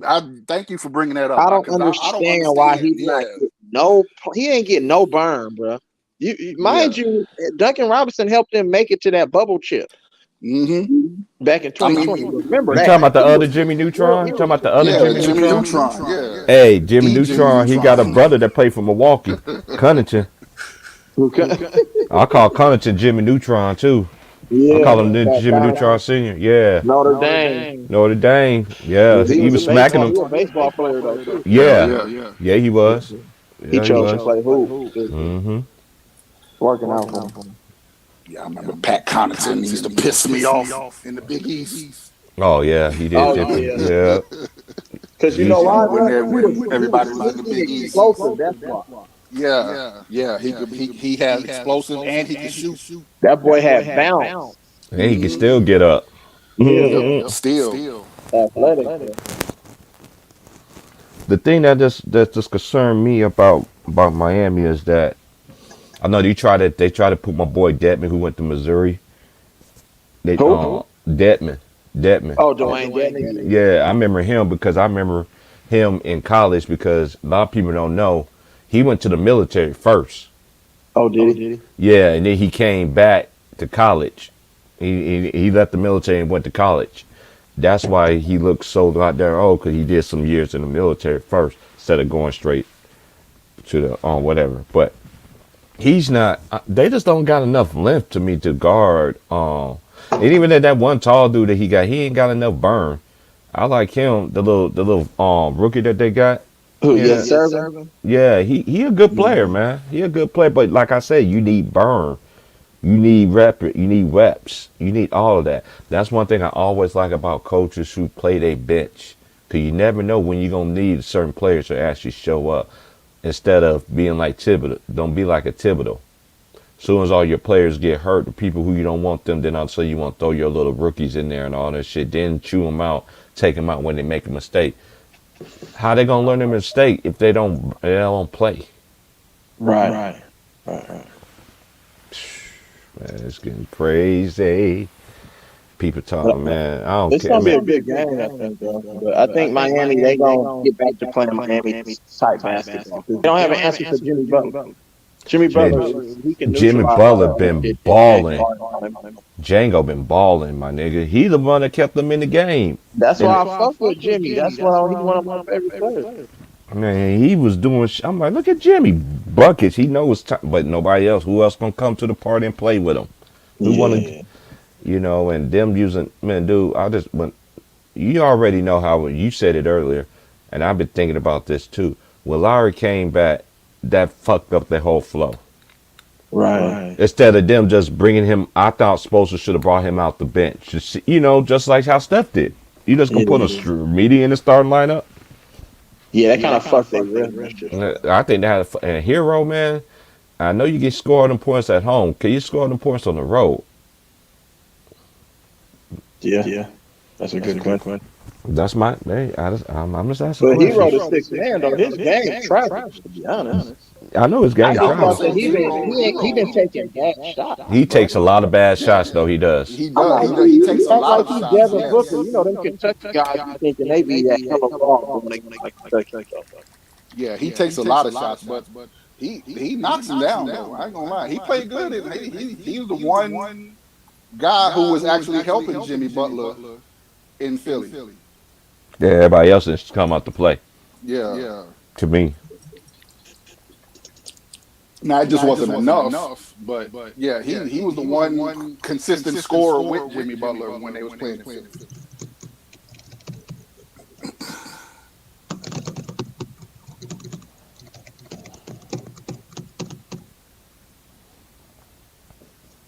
also, and this is one thing about me. I'm about to log off and check. All right, you good? I know everybody's talking about what Vivica Fox said All about right, go ahead, dude. Sleazy. Dude, everybody always has an opinion. But one thing I know is about people's opinion. Now, if you're a celebrity, you think your opinion matters compared to a typical somebody else. Vivica Fox, I just want to ask this to you. Number one, I was raised not to celebrate people. Exactly. Celebrate people that was Hollywood. That's me. That's how I was trained. And I never looked at anybody in the industry. I don't care if she was in the movies. I don't care if she was an actress or she was a hip hop rapper or anything like that. I never looked at these women like they the best things to slice bread. When I went to school with some of the baddest women on the planet, and they still bad to this day. Right. I don't understand it. And then everybody, now women, is one thing I understand about y'all ladies is some ladies is like this. Y'all been talking about black men since the beginning of a time. Now, when a black man do stand up and say something about the stuff that Flip the certain script. women that flip the script, y'all want to say, "Oh, he don't respect black women." But when y'all actually defended a black man, I wait. Yep. It's always the same as women. Vivica, you look toe up, you look beat down. I don't care all that war. Hey, I just gonna say this to Vivica. I say this to anybody that's in the industry. Was it worth selling your soul for? Great question. I just got questions. Yeah,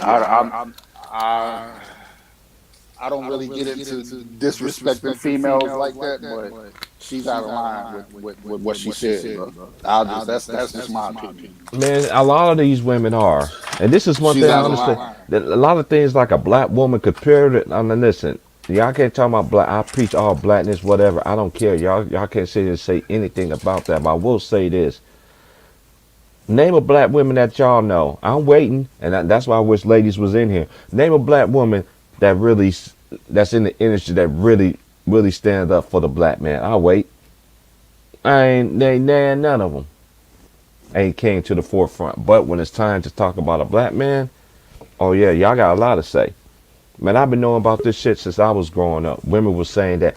I remember when I was growing up, they had a book called All Men Are Dogs in 1996, 97ish, right in there. And we was talking, they was talking, and black women at that time, that was back then when it was the Big 8 conference. So all the black students used to come to Kansas State. Each year they did it at a different school, but this particular year they was at Kansas State. And I went and I saw some of the nice, most beautiful, most intelligent black women I ever seen in my life. And some moved out here and remember me when I was younger. But the point of the matter I'm saying is this: them women that I've been around at that time, they still preach the same thing.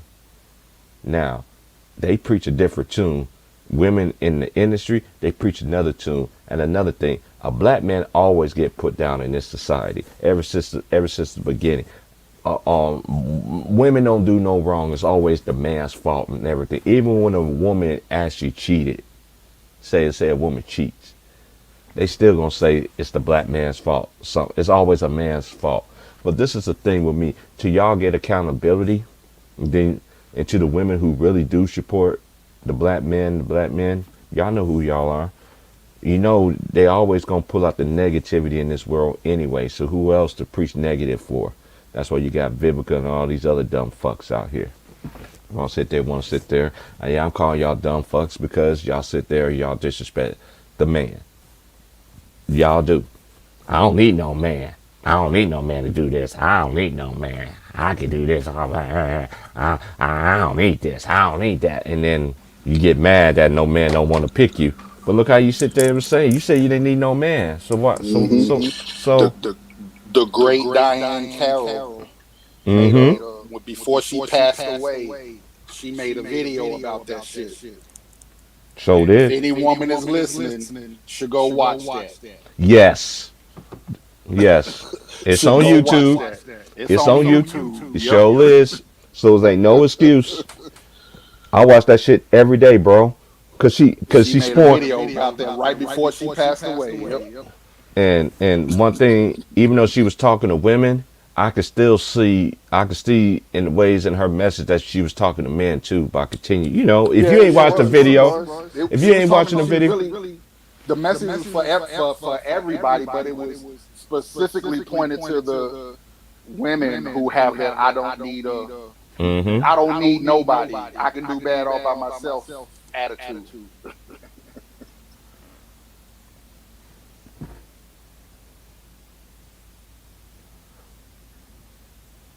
Oh, you talking about the one when she was talking about her marriage? I forgot which video is that. I gotta look it up in my history, and I got so many darn stuff I'll be watching all the time. Man, but she do be speaking truth. But let's get back to basketball though. Yeah, because you know that I'm a happy person and everything, man. So who you got in the second round now? Who you think the Warriors gonna face in the finals, in the conference finals? Man, I don't want to talk about that till it get here, bro. You know what I'm saying? Because we've seen teams come back. Yes, we have. Yes, we have. I mean, I'm I grew up in love with the basketball of the '80s and '90s, and I watched Houston come back on Phoenix twice, 3-1, down 3-1. So I can't. Let's wait till the conference finals get here.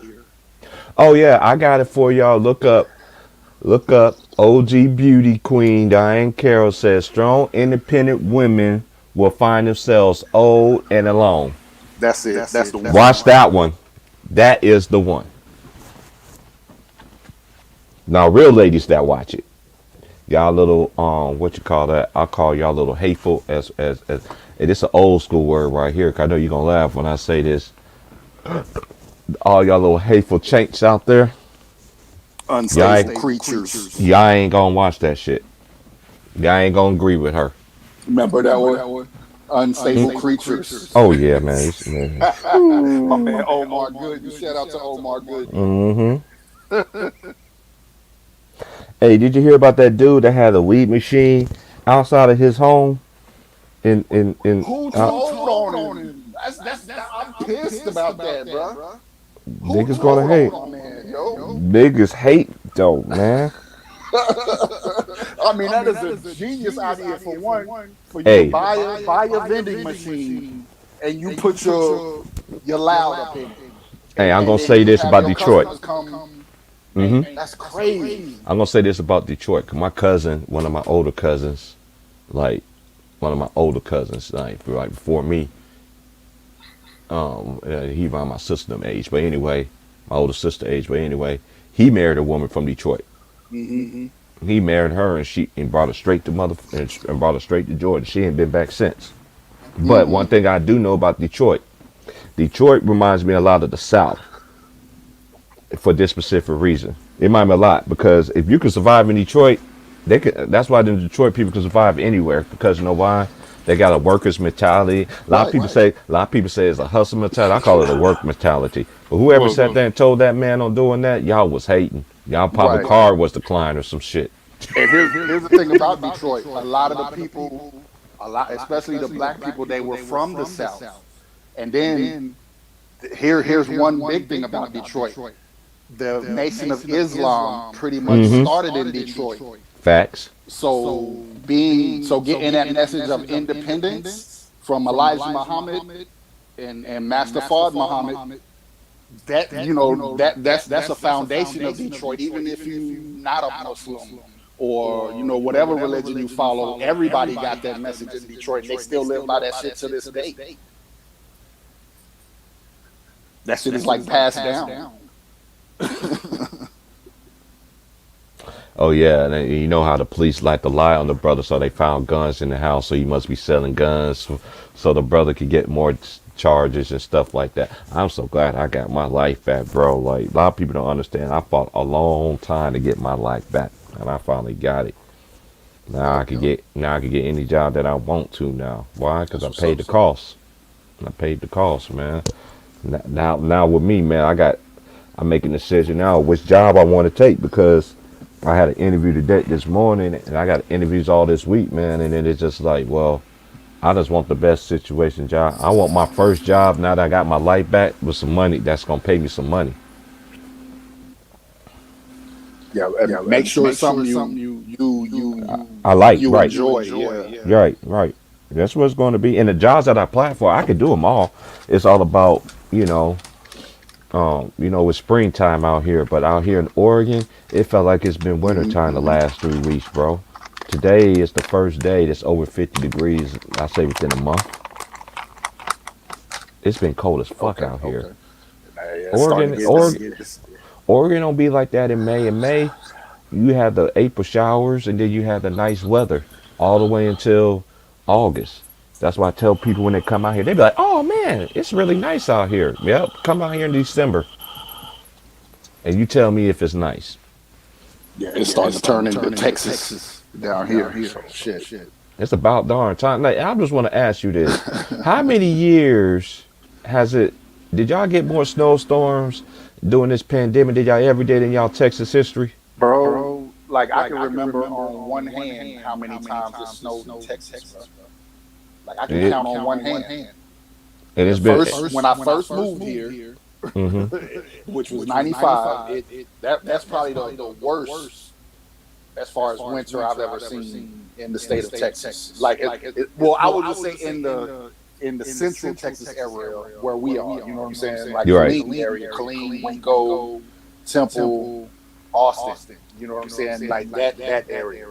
Up north, Dallas, yeah, they get snow all the time. Yeah, Dallas, yeah, I know about Dallas, yeah, they but get snow all the time, so it's nothing up there. But down here is what I'm talking about. Like I can count on one hand how many times it snowed here. Like I said, 95. That time. Remember I was telling you about that time? Back in 2000, I think 10. 2009, 2010, it was April. Yeah, it snowed. I remember. I was down there. Yeah. Yeah. My cousin was tripping out. I was like, man, y'all tripping about snow, man? We ain't never seen snow in our life. I'm like, dude, it's going to be, I'm like, man, it's going to melt in 30 minutes. They're like, cuz. I'm like, y'all forget, I lived in Kansas, man. I remember living in Kansas growing up. And I remember my cousins being spring break, and we shoving out the driveway and stuff, while my cousins down south in hot degree weather and stuff. Yeah. I was in the 90s. I'm in Kentucky, and then I live, and I'm from Louisville, which is right off the Ohio River. So you got the precipitation in the air, and then when it gets cold, our winters is like Chicago, like other Midwest town winters, when it's that kick your ass winter. Yeah, what surprised me yesterday too. Hanging from your house.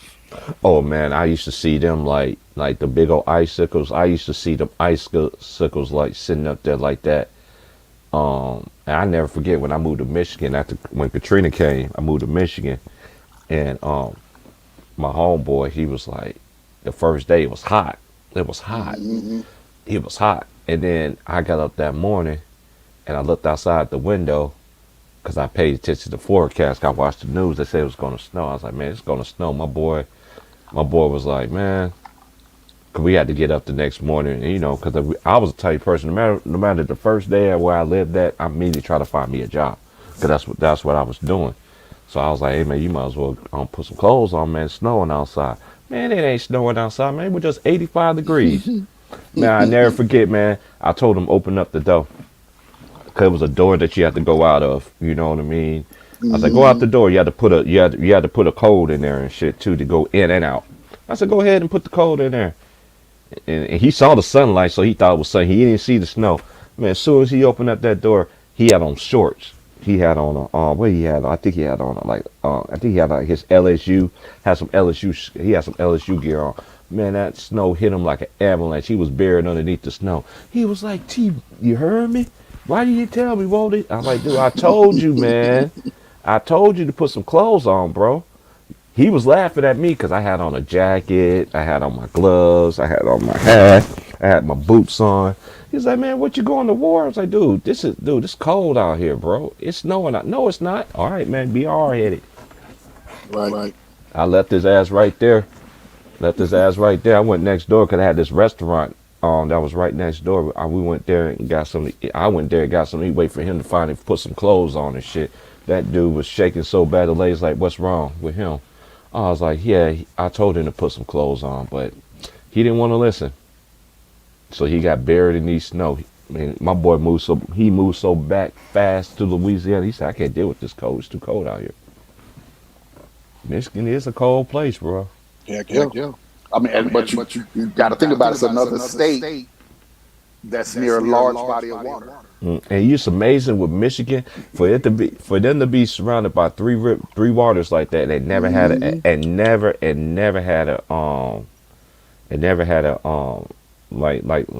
had experience like a Katrina, like Hurricane Katrina. It never. You surrounded by three lakes. Right, but you got to think about it. That body of water is way inside of the coastal line. I know it is. You know what I'm saying? Now, if Michigan was like where Ohio is, well, not Ohio. I say like maybe Maine or New York, near there. Yeah. They probably get some of them shits. Man, because my boy be like, man, my boy still live out there. He been living out there since Katrina, man. He like, man, I ain't going back. He's like, I ain't going back. He said, my family he said, my family got a better life out here. So I ain't trying to be he said, I go back home to Louisiana, see my family stuff. My kids want to move back, but I tell them, man, it's not the same no more. You have a better chance of surviving up here than you do in Louisiana.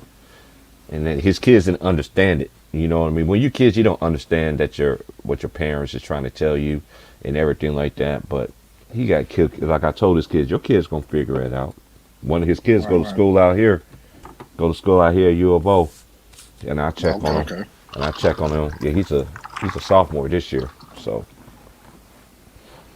yeah, because he be tripping me out because he met Dylan Brooks. Cause Dylan Brooks, he went to U of O. U of O. All these college alma maters, they always go back to their schools and show love whenever they can, and he always thought that Dylan Brooks was like, and to me, getting Dylan, I think he cost them that game last night. Look at his shot selection he did in the fourth quarter. Yeah, he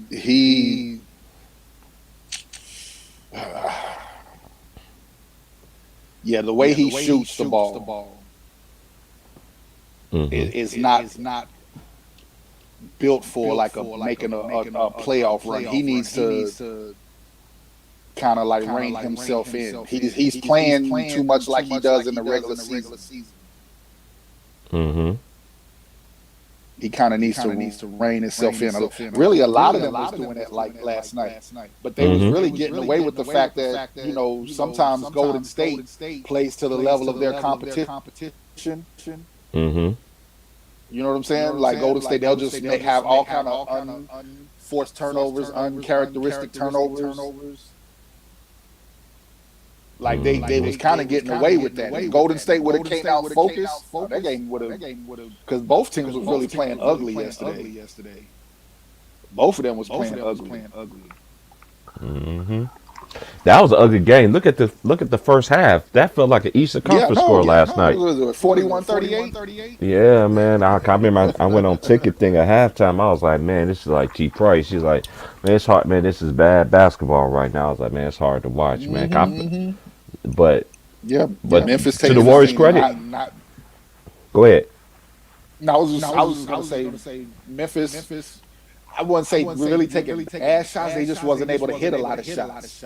But then the Warriors was turning the ball over a lot, which is why Memphis was able to keep the lead for most of the game.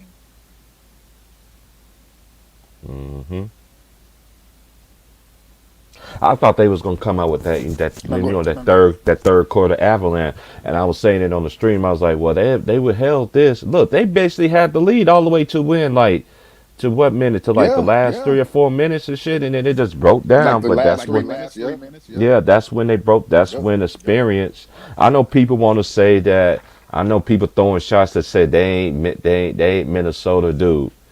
Even if Minnesota would have beaten the Warriors, still would have beat them the same way they doing them. You know why? Because they got people. When you got Clay, when you got Steph, Draymond, and Looney Tunes, I don't want to give Looney Tunes no credit. He's been playing a whole lot better. You could tell. You could just see his impact. You know how he used to be when they used to give him the ball. He used to fumble it all the time. Now he's a great finisher at the basket now. So shout out to him, man. Keep working on his game because he always in Rico Hines. He do in the summertime and shit. He's always there. You can tell he's really working on shit. Golden State gets in trouble when they depend on him. When they don't have to depend on him, he plays very well. Yeah. When they have to depend on Looney to be effective, to score and play defense, he kind of looks out of place on the court. This is how and they also Golden State got to be careful with this hit the switch mind frame against Memphis. Oh, GG, they better come out to play. If Ja plays in Game 5. Golden State better be ready to play. Yeah. Oh, GG, I see that you late. The Bucks lost last night, and the Warriors won the game last night. The Bucks won. Al Horford was Al Horford. Tatum did come out, shot better, and everything. I thought sometimes Tatum was trying too hard. You see what I'm saying? But I knew he was trying to. He set a tone though to me because how he came out when they came out the first couple of possessions. What Boston tried to do, get him going. You see what I'm saying? And then it rubbed off. Now Al Horford is my main, the MVP of that game. Most outstanding player in that game was Al Horford, hands down. Yeah. He's the main reason why they won that game. And I said this, even though Skip Bayless said the same thing I said last night. But people want to say that, oh, they don't be stealing shit or whatever. I said this. Look at the fourth quarter, the last game 3 and game 4. Who dominated third, fourth quarter? It was not the Bucks. It was the Celtics. Celtics outscored them in the fourth quarter. It's not even close. And then they brought George Hill back last night. He looked like he looked like a reverend out there. They just get it done. What's his name could have ended that game. The coach for the Bucks is an idiot. Oh, don't get me. You talking about Budenhauser? Budenhauser, yeah. Coach Bud. Or whatever, yeah. Like Rudy, like Rudy used to tell old boy from the Cosby Show, your name is Bud. Like I don't understand what is his infatuation with Brooke Lopez, bro. Like I get it, you know he's a veteran, but when Boston starts to get on fire with their small lineup, you need to match that and put Bobby Portis. Yes. Like at least because he can at least stay with he can stay with what's his name. Al Horford to where them screen, and then like I said, he's quick enough to where he can, you know, jump out on Tatum or Brown on them screen plays and kind of make them think about it for at least half a second before they attack. But he wants to keep Lopez in there, and he keeps backing up and giving space, and then you letting Tatum just eat you alive. And he's always leaking to the rim when somebody's attacking the basket, and then they kick it to Al Horford for an open three. That boy was on fire in the fourth quarter. And he dunked on him, and he got Giannis. Giannis got banged on 2 games in a row because Tatum called him the other game. Tatum called him the other day, yep. Hey, man, but moving forward, man, that series is, and I've been saying this. I know some people say they don't need Chris Middleton and everything, but you can see the Chris Middleton effect not on this team. You can see his loss. You see his loss. He's very missing this series. Okay, you know why? That's another creator. Even though he's inconsistent.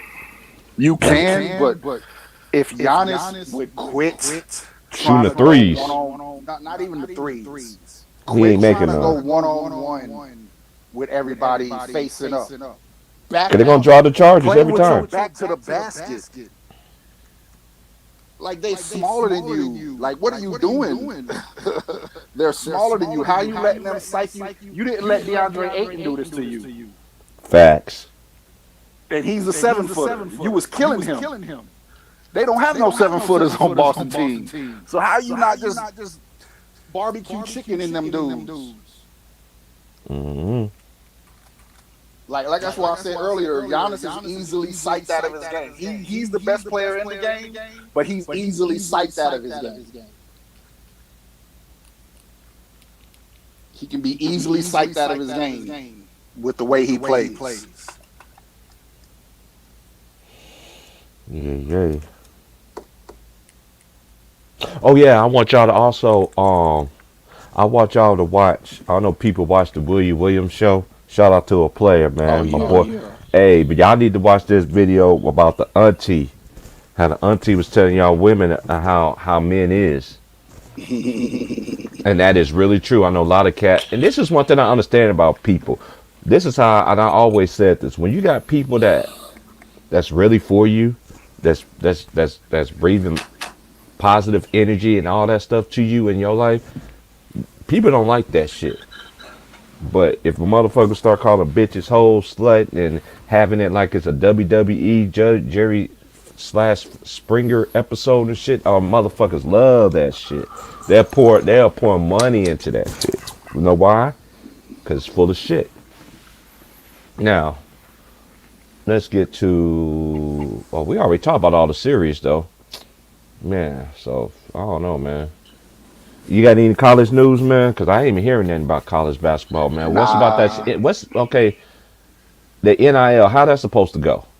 Because I haven't really. I know the NCAA put out a statement on, how everything is supposed to go.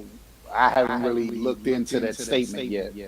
Hey, that dude passed down. He finally came. What's the dude that's been for Isaiah Wong? Mm-hmm. For Miami, yeah. And it was his situation that got that shit set off. Him trying to demand more money, all because another player came in and got more money than him.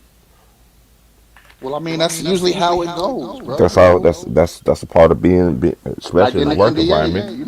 The new younger cars come in the lot. They worth more. Yeah. How you feel about the coach of the year? They finally got it right. He should. In that case, the man should have won it. Coach of the year back-to-back years, though. Yeah, I think he should have won it last year too. But yeah, they most definitely got it right this year. I mean, you led them to the best record in the league. Yeah. I don't know, the criteria changed so much, even with Coach of the Year when it comes to most outstanding, most valuable player and all. That's why I always tell people I don't hold much weight. That's why a lot of people like to shit on Kobe, KG, and Shaq because no matter in they peaks, they only got one MVP award. We already know why Kobe didn't get a lot of them because that rate once that rate charge and he got acquitted of it, Yeah, that they held couldn't. they couldn't vote for him no more. And that's They one thing. couldn't.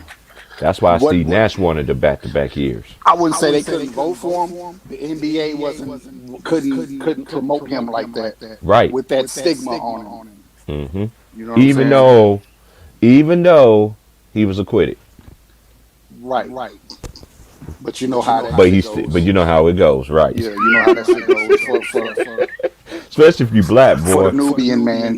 Yeah, for you and Yeah, Nubian man, they don't give a fuck. You a they white don't dude, care. man. Oh yeah, sure, yeah. Oh yeah, Yes, he's yes. back. Second chances. Yeah, second chances, of course, and shit. Second chances. Everybody deserves a second chance. They got this Bird and Celtics narrative now. What narrative is that? GG. Because a lot of people forget Larry Bird team was loaded, man.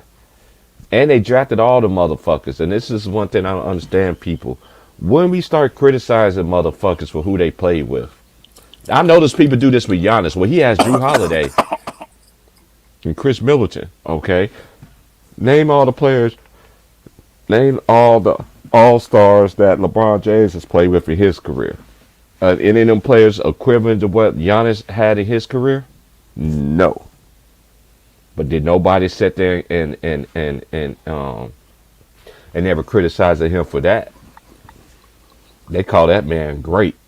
And even though Shane Battier did guard their best player, did Shane Battier make any first defensive teams? No, that shit went to who? LeBron. Even though it should have even went to LeBron, it should have went to Shane Battier. That's why I keep telling y'all. Politics involved. That's why I'm gonna get into these media people. Cause these media people, they fucks up your money. If you don't make a first or second or third team, they fucks up with your money. Especially if you're a person that got a big time contract.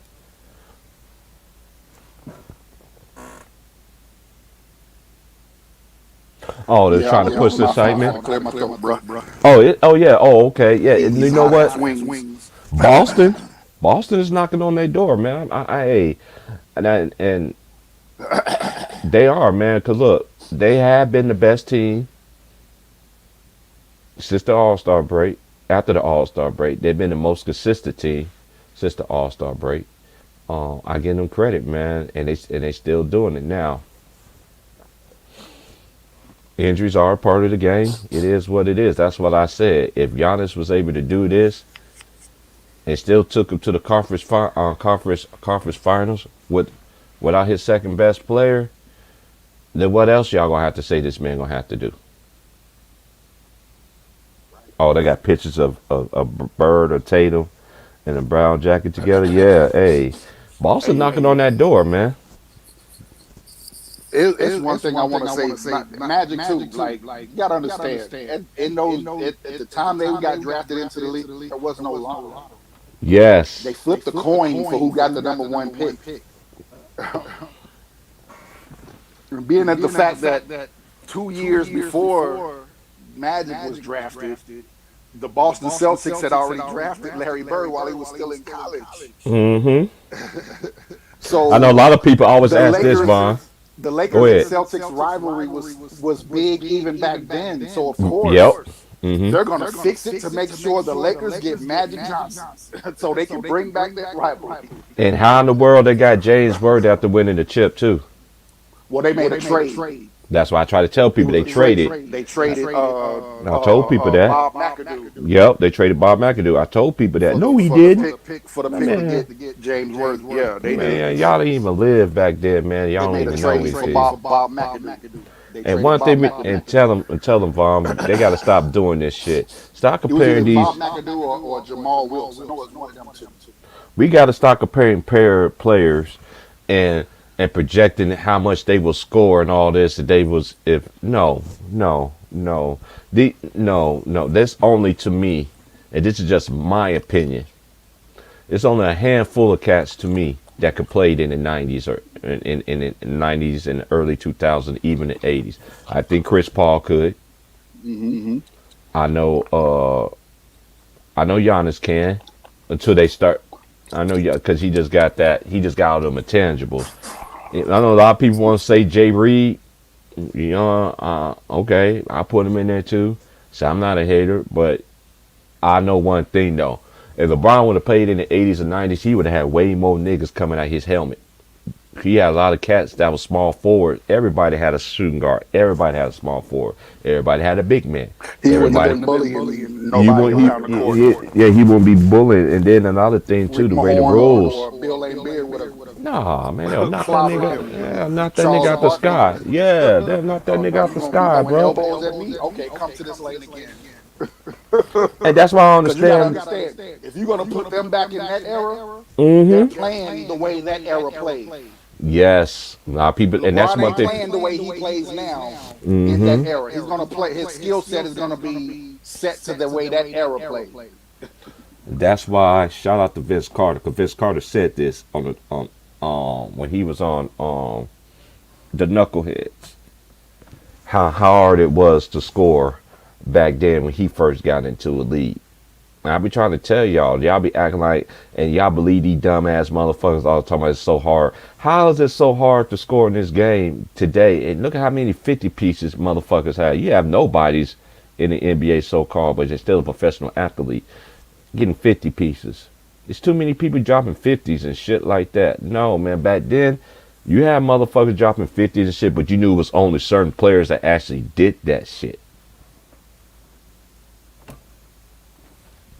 But I'm not taking away. Who else I say? Who else I can look and see that could play? Klay Thompson can. Why? Well, you're two-way. I think Kawhi can too. But availability, though. Availability. I'm just talking about from a skill standpoint, from offense to defense. You do got some players to me that could play in that era, but for y'all to sit there and say that this era media is so much better than no.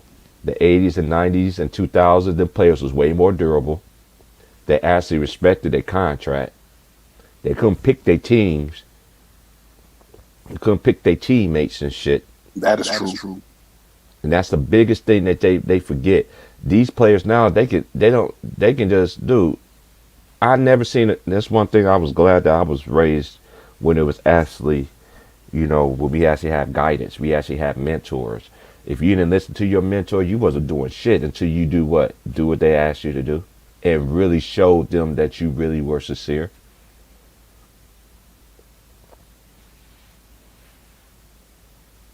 Yes, people have pride in being competitive.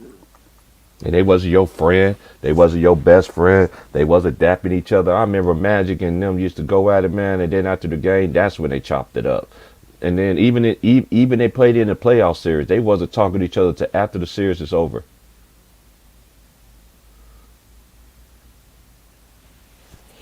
Man, this is one thing too. I know Fox, y'all sitting there said, what point did Boston start looking like a title contender?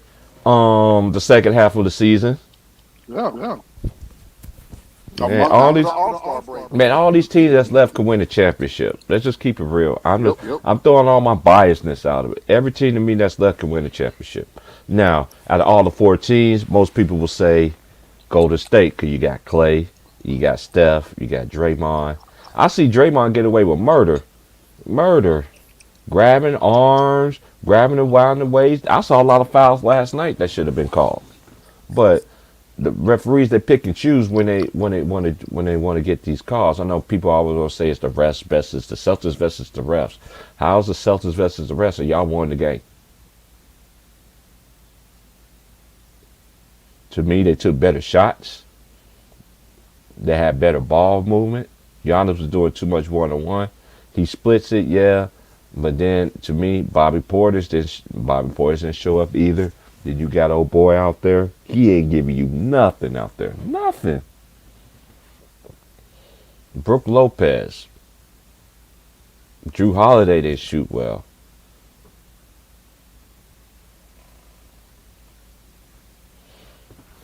Have to, man.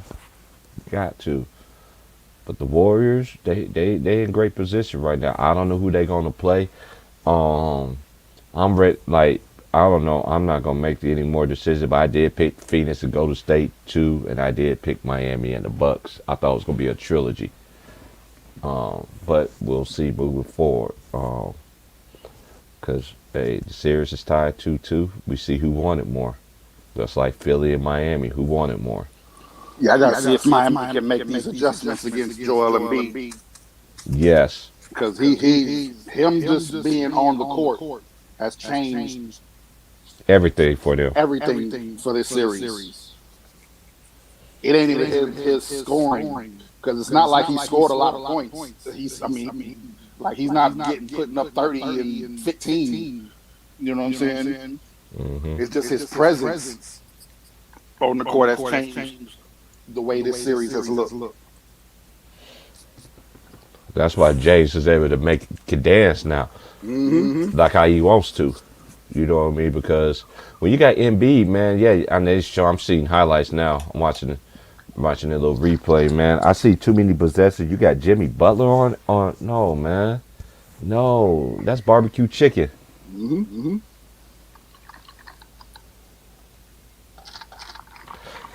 Hey, yeah, I read that too. Tom Brady, yeah, he's gonna become an analyst for Fox Sport. And this is another thing too with today's players too.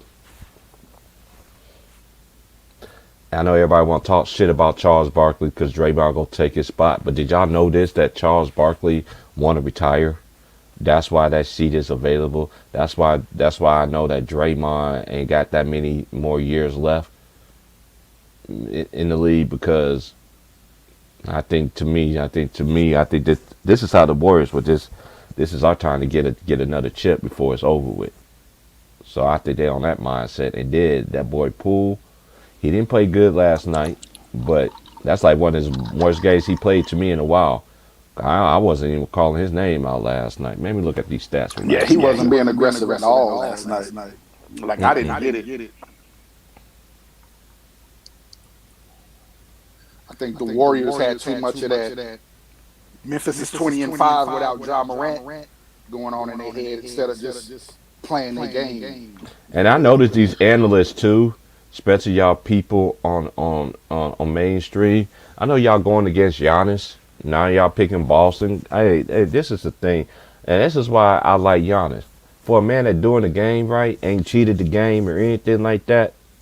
How can you hate on a player like that? That's how basketball was. But by him not joining up with y'all favorite player and everything like that, and all these narratives that Skip Bayless want to come out and all this other shit, Skip, I don't respect Skip. I remember when Skip used to talk about Troy Aikman.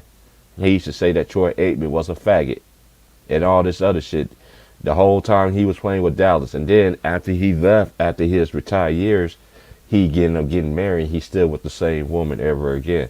He's still with the same white woman. So Skip, I don't get into Skip. And it's like what boy said, he averaged how many points in high school? Jalen Rose kicked him on his own show.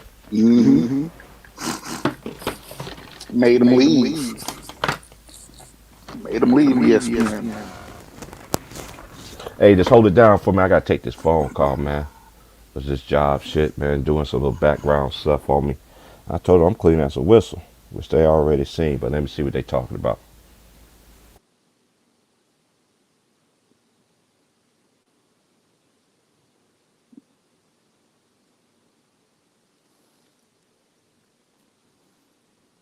Yeah.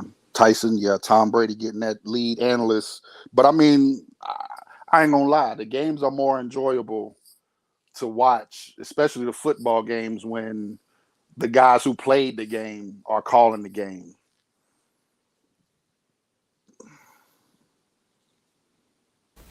They do got that in NBA, but it's a few of them. I love with Jim Jackson when he called games. He know what he talking Jim about. Jackson, but sometimes what's in the Mark Jackson and Jeff Van Gundy get on my nerves. The cheerleading stuff got to stop. Like that shit is disgusting to me. or wanting rules to be changed just because a certain player didn't get a call to go their way. Like, bro, stop that shit. That shit is disgusting, bro. Stop that. Yeah, Tony Romo. Who else? I mean, really, who else called? What other former player calls game? Only one, Chris Collinsworth gets on my nerves sometimes, though. He be trying to be funny and shit, and he be laying the eggs when he tries to be funny. But yeah, Romo, I love Romo. Romo keeps it real. Because Romo, you know, he's still a player. He's still a player at heart. He retired because of an injury. He didn't retire because he couldn't play no more. And that's one thing I always did respected about football and they analysts is because they actually got players that retire. That's way different compared to basketball. Basketball, you really don't have. You just got acres and shit like that. And you know, cause Jim Jackson, you know, he does Fox Sports, you know, college basketball and shit too, and everything. I like him as like my family analyst is him. I like him when he's on there. I like when Reggie Miller's on there too. Reggie be telling the truth about them cats too. And Reggie Miller ain't afraid to call these niggas out either. That's what another thing I like Reggie about. Yeah, but sometimes Reggie will get on that BS though. Yeah, you know he does. He'll get on that BS, and it'll kill me because Reggie, you was a no nonsense dude when you played. You was a trash talker. You was a confrontationalist. Now he's like an instigator, so to speak. I'll be right back. Now he's trying to. No, he be trying to be like, you know, buddy. Now he tries to be a buddy analyst. You wasn't no buddy dude when you played, bro. Be the same type of analyst that you was when you was a player, bro.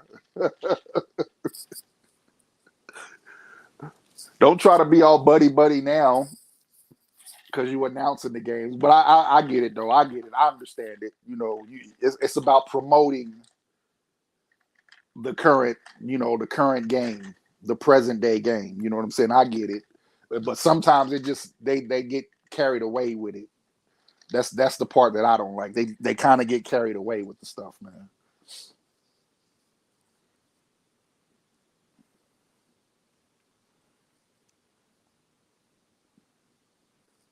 Yeah, I agree with that, Tyson. I think Mark Jackson needs to, or Brooklyn, or coach the Nets,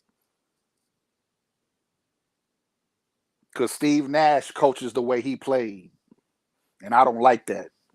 He don't adjust to nothing. He don't make no kind of adjustments. So yeah, I agree with that. I think Mark Jackson should actually coach the Brooklyn Nets.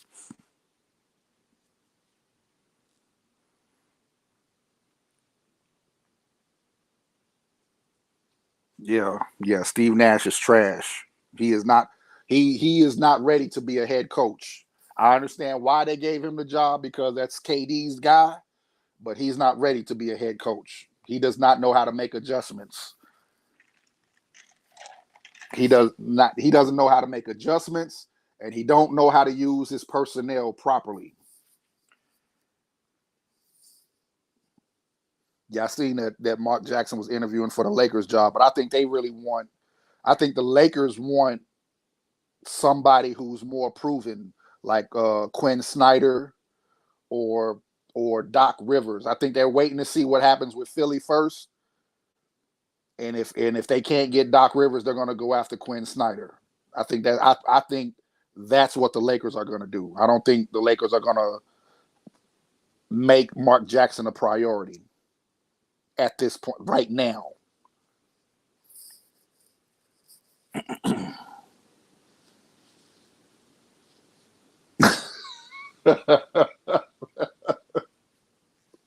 I don't know. After that statement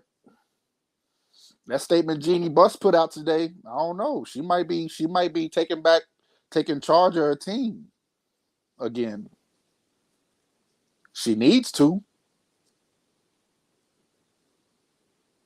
Either that, or she needs to bring Mitch Kupchak back and let him run the team.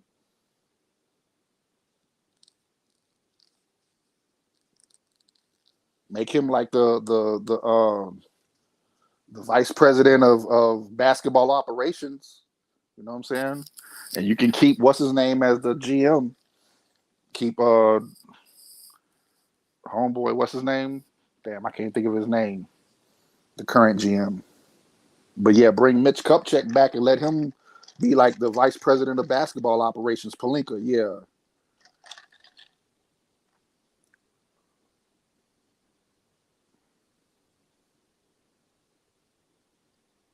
Yay.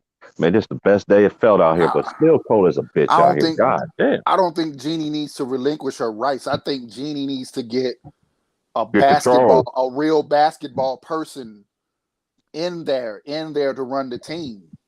Because Jeannie is too much like her dad. She's just like Dr. Buss. She's a female version of him. But she ain't got the mindset like her daddy do, though.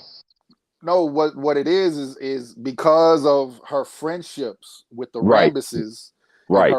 And her friendship with Kobe, she's letting that get in the way. I won't say it's gotten away. I think she's just entrusted the wrong people to run the franchise. I think she needs to let Mitch Kupchak come back, bring him back, and let him run basketball operations. You can keep Pelinka because Pelinka has good relationship. You know, he has good relationships with players. But yeah, he does. Bring back Mitch Kupchak and make him like the vice president of basketball operations. And another thing I want to say to this, bring Jerry West, lift that ban off Jerry West. Your dad's rolling in his grave right now because of that little dumbass shit that you doing. Yep. That's why I got off that Lakers shit, man. When I seen all that shit, I called that shit, man. I was like, man, no. Yeah, because Dr. Buss never did that to Jerry West. I mean, you got to understand, Jerry West is the logo. He's gonna take care of whoever. He's gonna make sure the league is straight. So if a team needs help, he's gonna lend his hand to a team. But he's still Mr. Laker. He's known as Mr. Laker. No, that nigga Tyson said that nigga need to go to the D League. Tyson, you know, Tyson Cole, man. But Darvin Ham, man, look, he's been knocking on. Look, I can go all the way back to Bill Cartwright. Look how long Bill Cartwright and Patrick Ewing was assistant coaches after they playing careers. Look at Robert Parrish. All these players that sat there been assistant coaches all these years. And look, I give you another great example who should be coached, Sam Cassell. Sam Cassell need to get under Doc. I wouldn't say the D League. I would say Darvin Ham should go coach in college. He should go coach in college because he's a developer. He knows how to develop players, like teach you how to play the game. So I think he would suit best in college. Yeah, Tyson, Jeannie needs help delegating. That's exactly what I was talking about.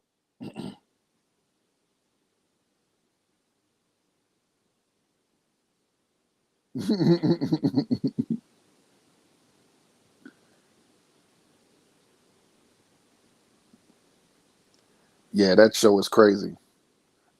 Yeah, T Price, did you check out any of that Winning Time, that Lakers TV series? The shit is good though. The show is good, but they kind of over exaggerated a lot of the storylines. Like, yeah, they made Jerry West be like a nut.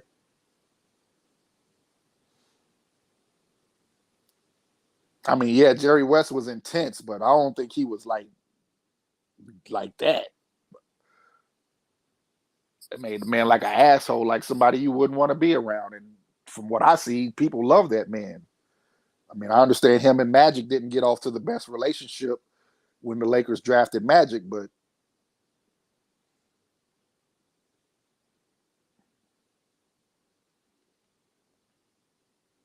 yeah, I don't get that either. That's why I said, yeah, that Dr. Buss understood, you know, Jerry West is he cares. It's more important for the league. But that's the thing. If you watch that, but that's how Dr. Buss was when he bought the Lakers. He even said that back then. I think it's good. I think it would be good for the league that the Lakers and Celtics be a rivalry again. Dr. Buss, even though he bought the Lakers and he wanted his team to succeed, he understood the importance of making sure the league succeeded. And that's what happened after once he got the Lakers and the Lakers won that championship in the 80s. And then Boston came back and won it the very next year. The NBA was back on the map. The NBA was about to go bankrupt.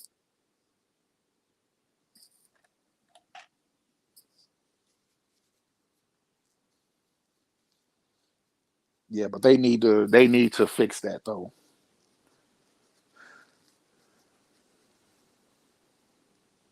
They do need to fix that because that man is responsible for two of the biggest dynasties in the Lakers' history.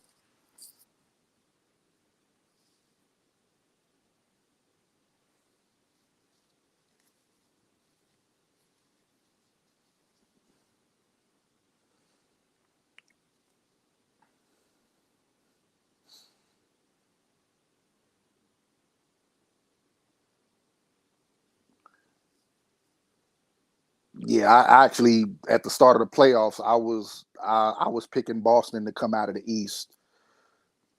Now they still got to get through Milwaukee. I can't count Milwaukee out. But even though I did pick Boston to win this series in 6 games, it's tough to count Milwaukee out because if Giannis ever decides to be the monster again, he's going to make it tough on Boston. He's going to make it tough on them to win this series. But I initially had Boston win. I initially picked Boston to win this series in 6 because I just think their style of play, and I don't trust the coach for Milwaukee to do the right thing.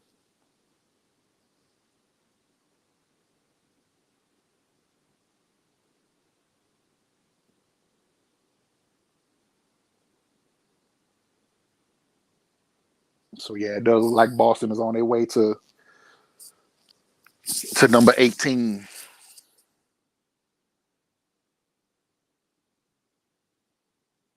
And last time they won was 08, right? Yeah, 08. Yep. I know because they beat down the. That's when I was rooting for the Lakers. They gave the Lakers and Kobe they call it the Boston Massacre. Mm-hmm. But I never forget how Kobe Bryant looked when they celebrated. Oh He was walking off. That look right there, I was like, "Yep, he's coming back. Mm-hmm. He's gonna get some payback." And I don't care. And that was the difference between them players back then. You know what I mean? But man, KG didn't get hurt. That would have been a great 3 years. Because all three of those finals should have been Lakers Celtics. That Orlando Magic jump only happened because KG was hurt. oh yeah, Tyson, you talking about running time? Yeah, I can't watch that shit either because I seen how they dogged Jerry West out in there. How they try to make. That's why I don't like. I never got into real. I don't like real stories. I wouldn't say I watch it. Honestly, T-Price, it's not that they're dogging him out. It's like he's the comic relief. The shit is funny. They're over-exaggerating some of the stories about what was going on back then. Like some of it's accurate, but it's over-exaggerated. You know how they got to over-exaggerate the shit for TV. So I would look at it. I look at it more like they're making Jerry West the comic relief of the show. Because it's funny when he be cussing and shit, sitting there watching the games or listening to the games on the radio, and he turns the radio off. and turns it back to home and turns it off. That nigga Tyson said they made him out to be actually like he was off his meds. Yeah, for real. That's how it is. Because you know the narrative of Jerry West, right? Like he was 1-9 finals. So they kind of play on that. They play on that and make him think like he thinks about that shit all the time. That's how they portray him in the show. Like he thinks about I was 1-9 in the finals because we lost the first time to the Boston Celtics. And we could never beat them. We could never get over the hump. But you know, I mean, it's TV. They can't make it 100% accurate. They got to entertain you, because if they told the story like it 100% like it was, it would probably be boring.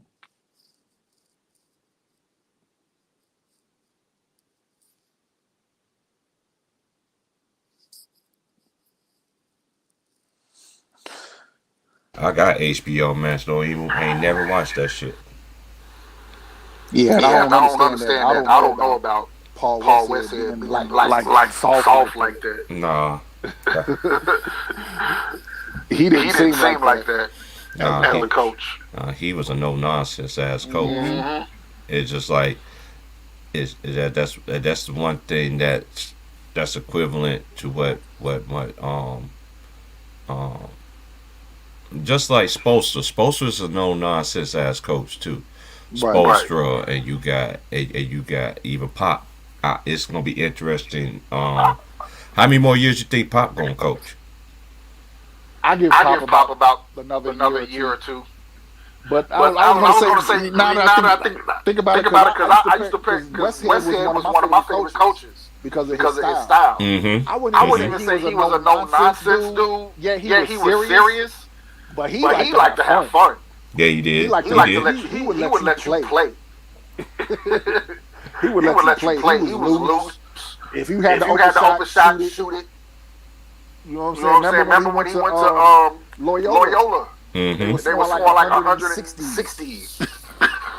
Yeah, with Hank Gathers and my boy Bo Kimball. With Hank Gathers and rest in peace. Bo Kimball. Bo Kimball. Yep. Them boys was nasty. Cause you remember they lost to UNLV, right? Mm-hmm. They lost to them that year. Yep, and UNLV was a one team that could play defense. Yeah, they could play the defense that could hang with them, and they could run with them. Mm-hmm. And UNLV blew their ass off the court. Boy, I remember that. I was like, Lord have mercy, man. I remember that game when I seen him Gathers passed out and died, man. It was on national TV. Yeah, I remember. I didn't see the game, but I remember the news. I remember was watching the game live, and when he fell, I was like, what happened? I was young, a teenager at the time. I was like, man, what's going on? Cause Hank was a beast, bro. Hank Gathers was nice. I ain't gonna lie. Hank was nice. Yeah, he was. He could shoot. Yeah. He could shoot from anywhere. Mm-hmm. Now playing defense.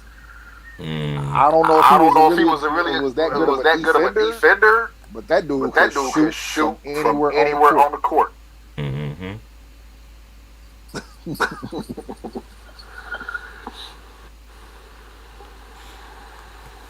This is how a lot of people feel like Damon Wayans. You plotting on me, boy?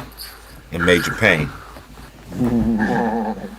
I was watching that movie last night, laughing my ass off. I forgot how funny that movie was.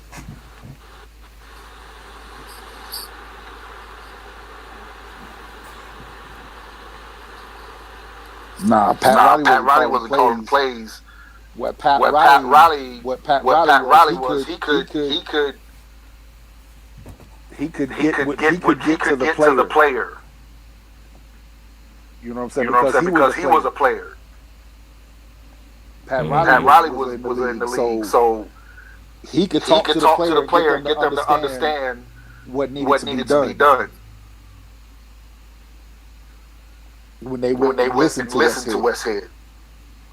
Because Westhead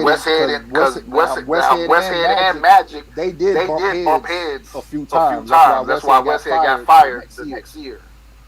And this is another thing I keep trying to tell these new generation people, because it only started when LeBron James used to credit, when the media, that's why I don't respect LeBron like most people do. When you let the media talk about your teammates who you played with, who went to war with, went to basketball practice, all this stuff with you, spent more time with you more than your family, and you letting people in the media call them bums, and you don't have no. And I know you got some control to sit there and tell us.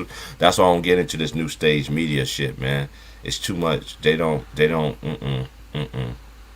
Yeah, I blame that on Rich Paul more than LeBron. Well, For that narrative. Because I just looked up something the other day that will kill the whole narrative about LeBron carrying the 2007 Cavaliers by itself. That's a motherfucking lie. That's a lie. You better go look at basketball reference and look at them games and look at them stats. Yeah, LeBron scored 48 in game 5, but there was like one of maybe two great games he had in that whole series. Mm-hmm. And then another thing, Ben Wallace wasn't there no more. That's why the paint was so open the way it was. Wasn't there. That's why he was able to go to the paint and did it. Now that's one of his best games. I can see that. I say that he played in that one. I think his best game was that Boston game, even though you had everybody named Mama on that stat. Because listen, and everybody wants to say it's hate, but this is the thing. It's not. When they formed that team, we already knew who was coming out the East. Everybody already knew who Miami against whoever else was going to play.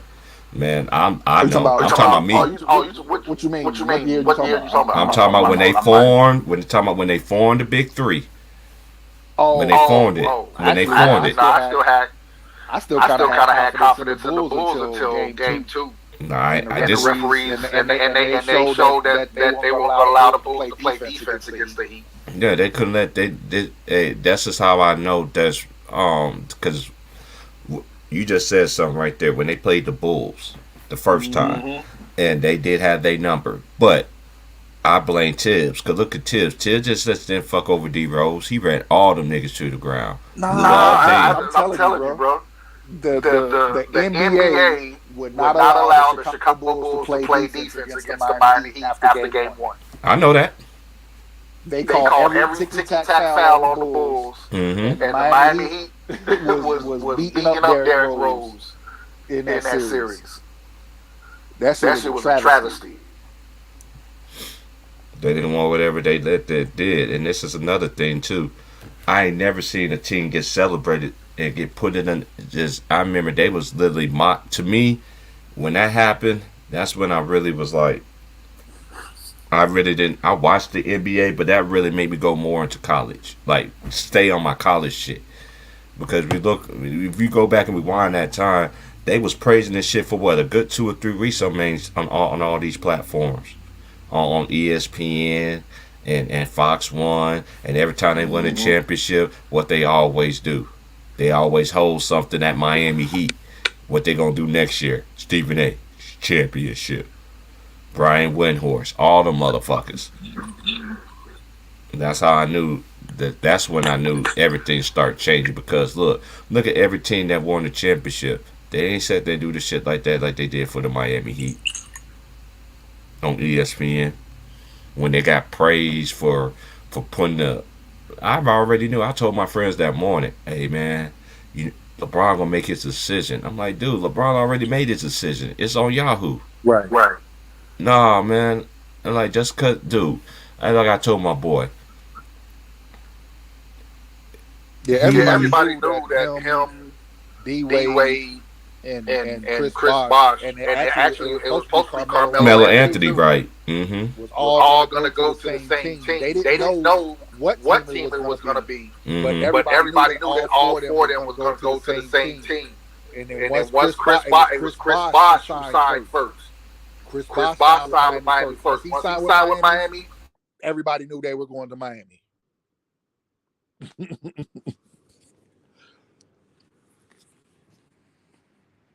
Oh yeah, we about to tackle it. I'm glad you said that. 313. Yeah. Superstar word is getting way loose. I don't got Luka as a superstar. I don't have Luka as a superstar. This is me. But this is me. I'm just talking about me. This is how I always looked at basketball. You can't just be a superstar offensively. You got to have major impact on your team, even defensively. Right. That's what to me is, and you did it. Oh, and a lot of people forget Dominique Wilkins. I'm talking about players that really played on a high level for a franchise and never had no help. Dominique never had none of the talent that any of the great ones that was in his era played with. He never had that. But one thing he did, he always came to ball. He gave it all he got, left it all on the line. And a lot of people, and to me, he was one of the biggest snubs from the 50 top players and the 50 players when they made the top 50 and we was growing up in our 20s and shit. That I'm like, how you don't have Dominique in there? You got Karl Malone in there, but you don't got Dominique Wilkins. That shit crazy. And Dominique was a human highlight film. And I don't care what nobody say. These dunkers now, I seen great dunkers. 70s, 80s, 90s, and early 2000s. It's not an excuse to me, but I think the reason they left Dominique off the first 50 is, remember, he got hurt, I think around, what was it, like 94, 95 season. He had that Achilles injury. So we kind of forgot about him. Yeah. This is how Dominique put him in their face, though, when they forgot about him. Look what he did at San Antonio at age 37. Yeah, when he came back. That nigga balled out in Boston too. Yeah, he balled out in Boston too. And I think he played for the Clippers too. Yeah, he played for the Clippers. Yeah, that's what I'm saying. That's why so this narrative came back and still balled. Yeah. So this narrative that 37, oh, he's age 37. Oh, nigga, please. I see Dominique played at a high level too, from an Achilles injury. Mm-hmm. And mind you, this man was the man in Atlanta by himself for years. They ain't never surrounded Dominique Wilkins with nobody. Because then again, Atlanta was a small franchise compared to a small market team. Dominique, Doc Rivers. I'm going to name the players he had. He had Doc Rivers.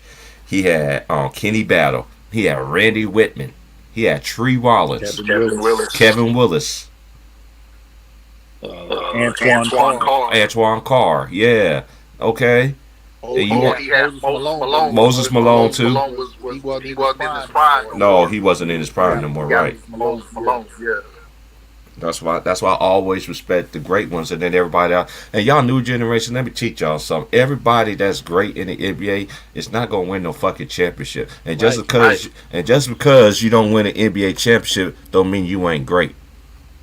That's how the media sit there and brainwash y'all people. In that case, John Stockton, Karl Malone, they both was good. Yeah, they made it to the NBA Finals twice, but they were still great. He was averaging. Yeah. That's what I said. Yeah, Dominique was balling when he was playing for the Clippers. Mm-hmm.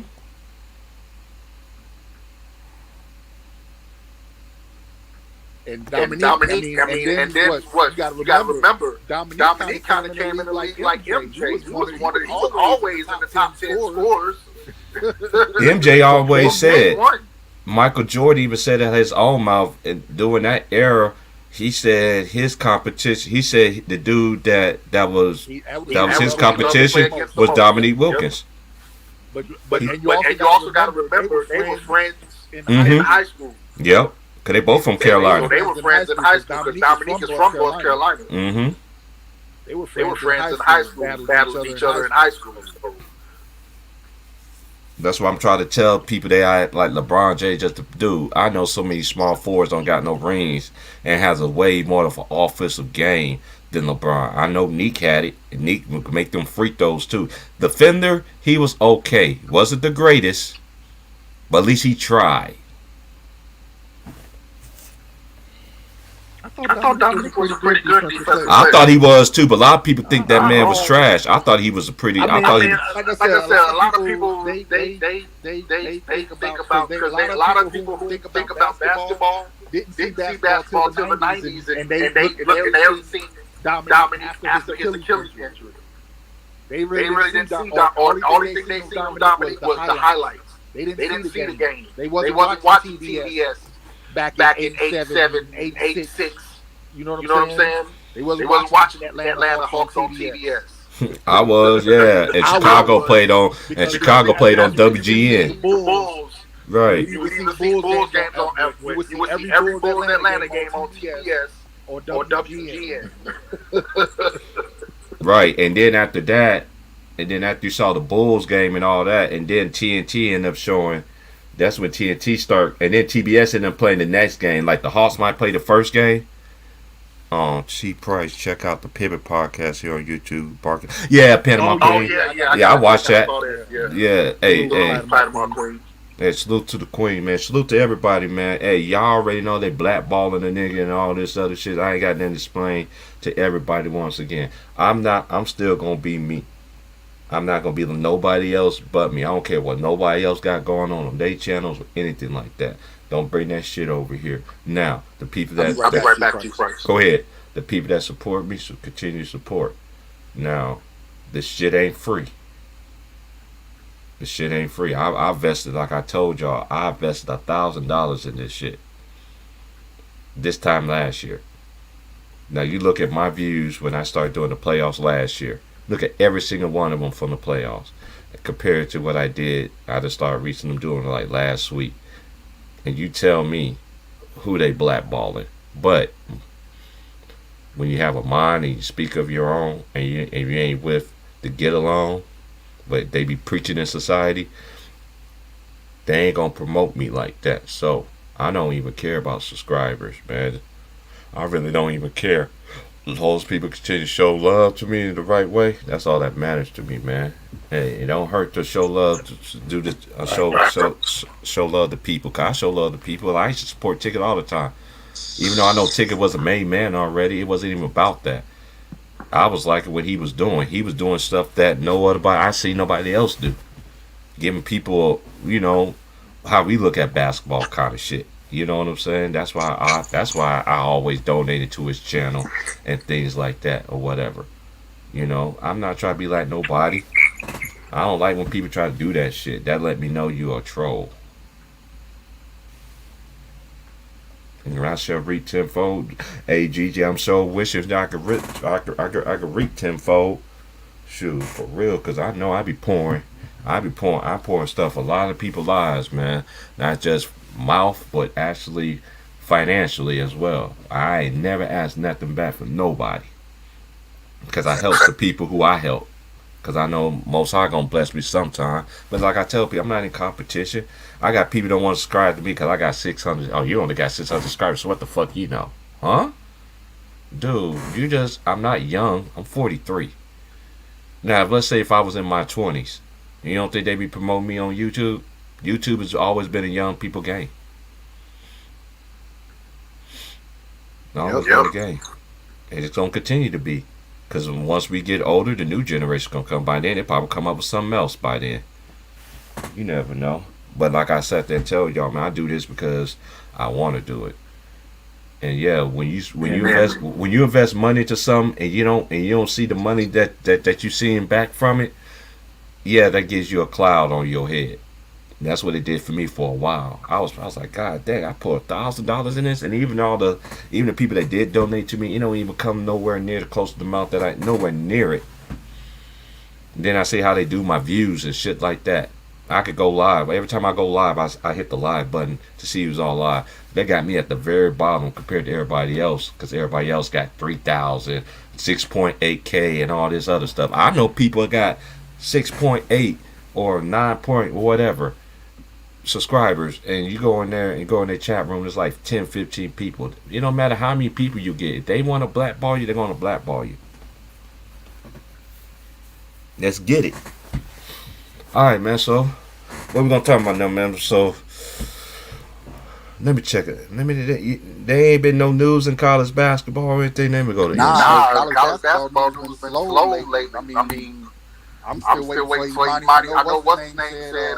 Imani Bates committed. A lot of people said that their sources have told them Imani Bates and the one kid from Iowa State have committed to Louisville, but they haven't announced nothing yet. So I'm not getting excited about it until they make it official.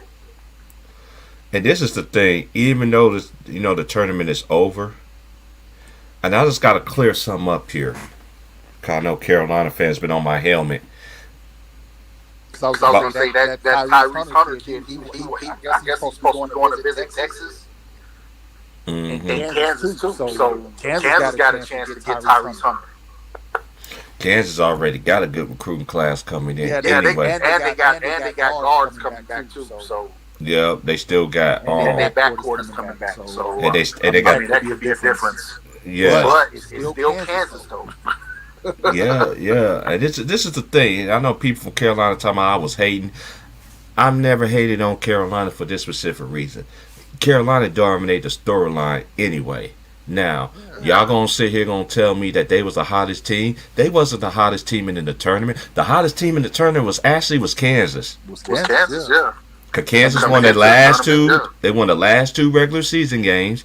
They won all three of their Big 12 conference tournament games, and they was champions, and they won 6 in a row. So you tell me how many games is that? That's 11, right? Yep. So you try to tell me Carolina, who won 5 in a row, was hotter than the team that actually won at that time, was 10 in a row? Nah, it's not even close to me. I give them what they credit what they did, but dude, Kansas still didn't get their respect. They still didn't get their respect. They didn't get their respect until there was 0 seconds left on that shot clock. Yeah, and they still didn't talk about them afterwards. Cause dude, I watched the NCAA 360. All they talk about is, Kansas was just this. I'm like, yeah, y'all just don't want to. And they still was talking about and they still talk about Carolina. And it's a damn shame. These people on YouTube talking like this, but people on YouTube, they get a lot of these subscribers and shit like that. That let me know you don't preach the same tune like I do. You know what I'm saying? Your message is given is no. Now, looking forward, moving on forward, they is getting Carolina returning a lot of players back. Bangkok is coming back. Yeah, everybody's coming back. And and I was just gonna say this too. Look at UCLA is a prime example. They all decided to come back together to make another run. But guess who ended up knocking them off? Carolina did. Just because you come back together don't mean you're going to get back there. Yep. But, and Carolina got a good recruiting class. Look, everybody has good recruiting. Arkansas, them niggas is loaded. Arkansas is going to be bad this year. They're going to be the cream of the crop of the SEC. I like Arkansas. Arkansas, yeah. Old boy can coach. They got a nasty recruiting class coming in. And then he's a former NBA coach too. Mm-hmm. Yeah. Arkansas gonna be nice, man, moving forward, man. Yeah. They had a hunt for mighty things too. Mm-hmm. He's considering Arkansas too. So it ain't a. Like I said, I'm not getting happy about that until he actually announces his commitment. Oh, you talking about when the 4 blow from North Carolina guy? Oh, we talking about when he slipped? When Baycott got hurt. Yeah. And this is the thing with me, and this is another thing too. I'm just talking to. I just got a recent subscriber, and he didn't understand how come I'm big on Kansas, and I ain't never gave Carolina they props, dude. I've been on the Kansas train ever since the season started. I made my predictions. I went through all the top players from all the top 25 teams, from the men and the women. I picked the preseason off my dome. I said Kansas and South Carolina is going to win a championship this year. Off my dome. Then the homie that's on my platform right now, we did our brackets together at the same time. Mm-hmm. And I still pick Kansas, and I still pick Kansas, and I still pick South Carolina. But Arizona lost early.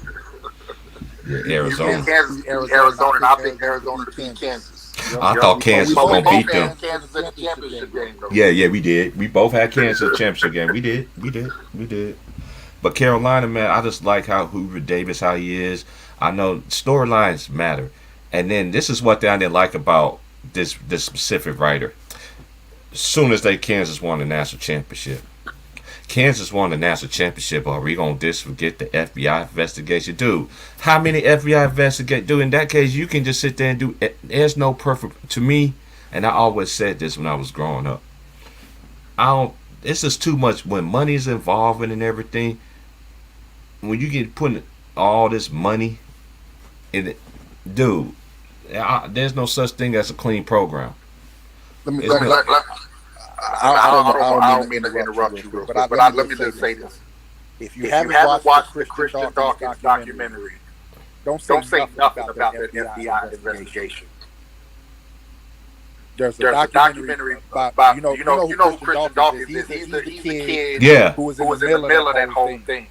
Okay. And if you haven't watched that documentary, I don't want to hear nothing about Kansas. I don't want to hear nothing about Louisville. The FBI is wicked.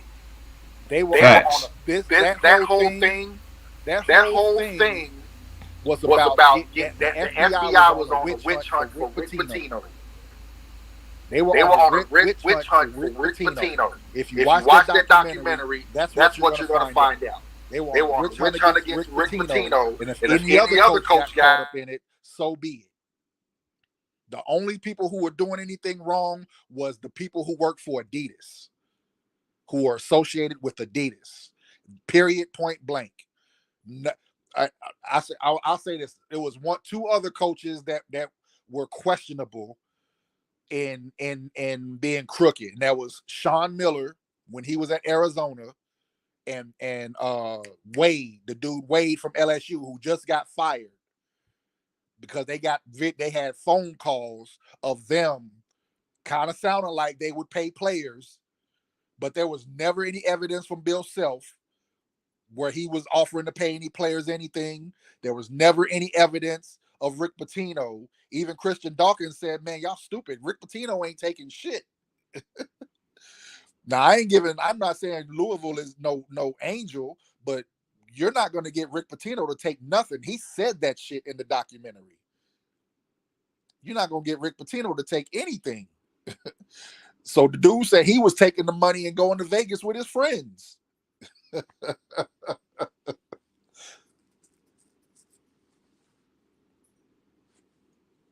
Yeah, man, that whole, if you haven't seen that documentary, don't say nothing about that FBI investigation. Because if there was anything that the FBI had on any of these schools, it would have been out already. That's big facts. I just don't understand these. It's just like, because I remember when Joel Embiid, when he was there, and they won't let him play. I was like, man, what's going on? And then they did. I remember how they did. What's his name? Ben McLemore.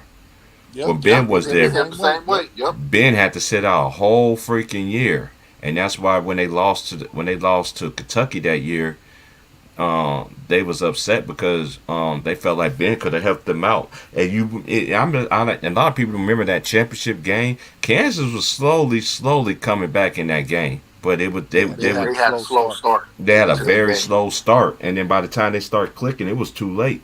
Because it was what Kentucky was doing in that second half, just walking the ball up.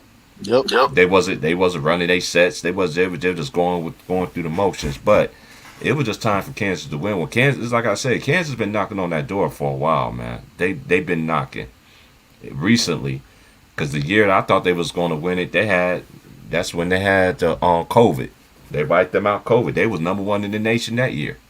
Mm-hmm. Guess who was number 2? Baylor. Yeah. So them two niggas I'm telling you, man, I've been saying this for a while. I think the Big 12 been, okay, who you think been the most consistent conferences since we've been growing up? I think the ACU. Most consistent conference? Mm-hmm.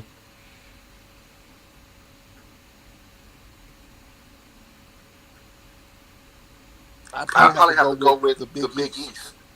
I have to say the Big East, to me, is the Big East. I would say a tie between the Big 12 and the ACC. Yeah, I will say that Kansas too. Is always in it.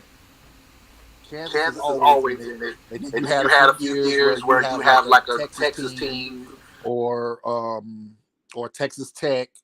They would be another team.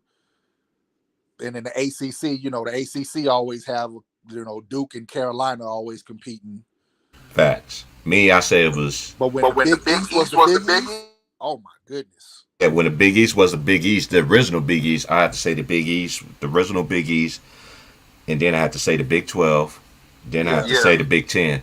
You can put them in any order you want to, because the Big 10 always, especially like the 80s and 90s with Indiana and Michigan and Michigan State in the early 2000s. Hell yeah. Them niggas was nice, man. It's messed up how Adrian Payne lost his life yesterday, That's bro. crazy. I seen the video. I couldn't, man. One shot killing, man. I don't know what happened or whatever, but man, I don't like seeing stuff like that happen. But that's why I tell tell my friends, kids out here, I like, man, we going out to this and that, like just cause school out, man. Don't do nothing stupid. Like, what you mean, dude? You be surprised. There's cameras everywhere. You don't know who has a ringer, who has camera, anything like that. That's how recently, I think this happened like about this happened early it happened last year. There was a murder that happened where the dude got ran over in front of his own driveway, right? Yeah. Dude thought the person thought they got away with it, right? But they caught the person. You know how they caught the person? The person across the street that's catty corner from him had a camera that could see everything that went on, and it was able to get the license plate and the driver and got him off the street recently. That's why I tell people, man, you don't know who got cameras at y'all houses and stuff like that. When I be out and about and stuff, I be telling my little homies when I talk to them, I be like, man, y'all got to be good out here, man. Cause look, I know this the coast, and just cause it's the coast life, they got cameras out here. Y'all be careful, man. Cause they black. I understand how these black kids, how they feel like. Look, you out here on the coast, and all my friends who I socialize with out here, all of them is from New York. Like my homies that I socialize with, they from New York, so they get where I'm coming from, kind of thing. They came out here for a better life for their kids and stuff like that, and the kids be like, I'm so bored, yeah, cause it's a different life though. You live on the coast. Now if you was in Eugene, or if you was in Salem, or even if you was in Portland, that's bigger. That's bigger, and then it's bigger. You have more stuff, but trust me, don't get into that nonsense, man. Like out here, they don't have a boys and girls club out here, so the nearest gym is in I think the nearest gym is like 10, 15 minutes, 10, 15, 20 minutes, about 30 minutes away. So I don't even have a gym that I can go to and go ball out and stuff like that, So what I did yesterday, I might do today. Just sit at the park, talk to little homies, because they're going to play ball and stuff like that. Because, hey, the team out here is nice. They got a good team out here, man. They got a good team. And my homies, kids trying to make the team. I was like, dude, you can make the team. You can make the team. And you're going to play, too. How I'm going to play? So I got him in contact with the coaches and everything like that. The coach met the kids and everything, and he's like, what? He said, I never had this kind of height, and because come on, man, we already know. You already know. You see when you see a kid, the kid is going to be the business. All you need is the opportunity. Right. And these kids, they was lethal, but the high school that they went to in New York, they didn't get that opportunity because they had other people ahead of them. Even though they felt like they was better than them, but the coach didn't feel like that way. Then you know how parents is. When they know that their son is not having a real fair chance, what their parents gonna do? They're gonna take their child out that school and get them in a better situation for them to succeed. And that's what the parents that I know here, all their kids ball. All their kids ball. The girls is even, man, I think the girls is colder than the dudes.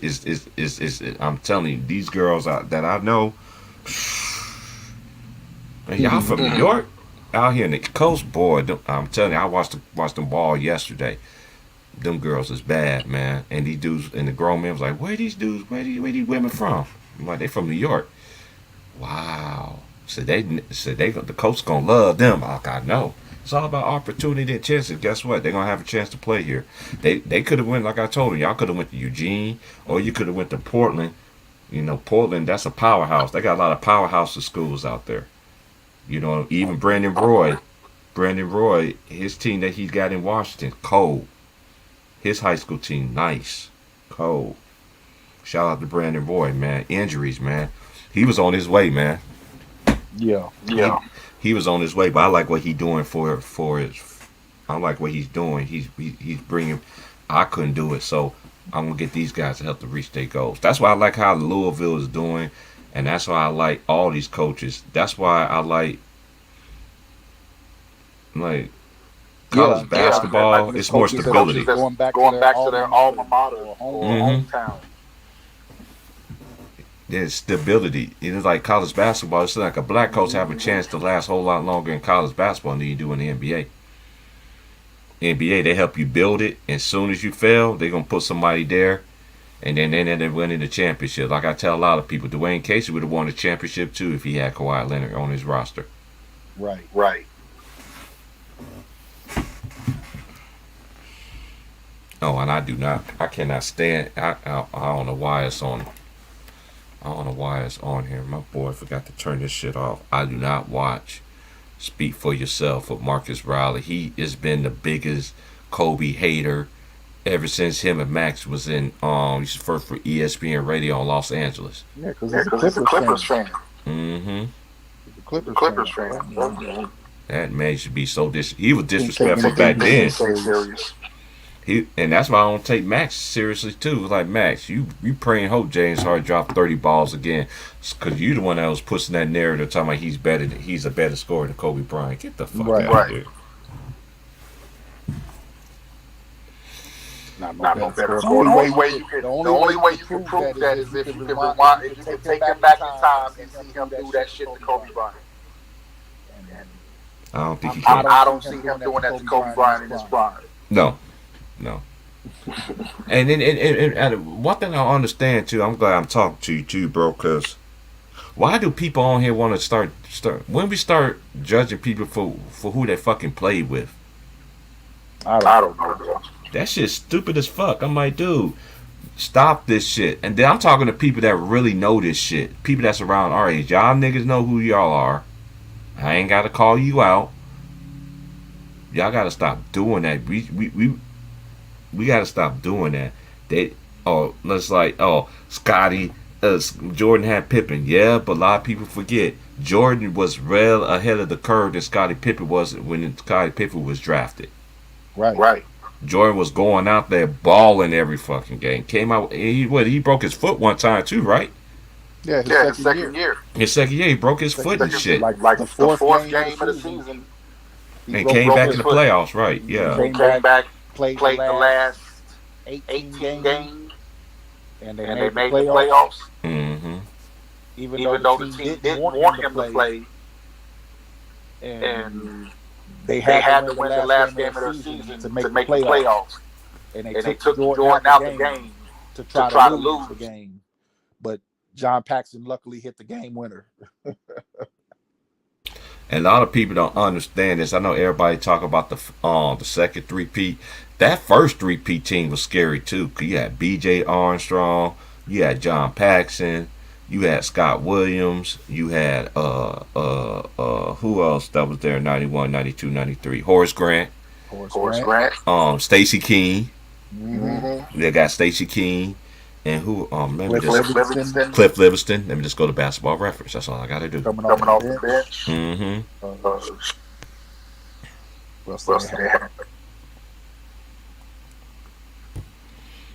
Okay, I'm about to look it up, bro. It's on there now. Hold up.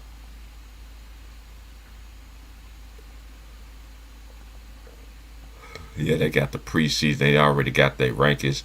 The return of the Armando Bacot, Leaky Black, R.J. Davis, and Caleb Love makes the Tar Heels the 2023 favorite. Yeah, they coming back with everybody. Oscar Tshiebwe enters the season as one of the favorites to win Player of the Year award again. Mm-hmm. Saver really returns. I'm just doing by Andy Katz, so-called top. He does this little shit too. Yeah.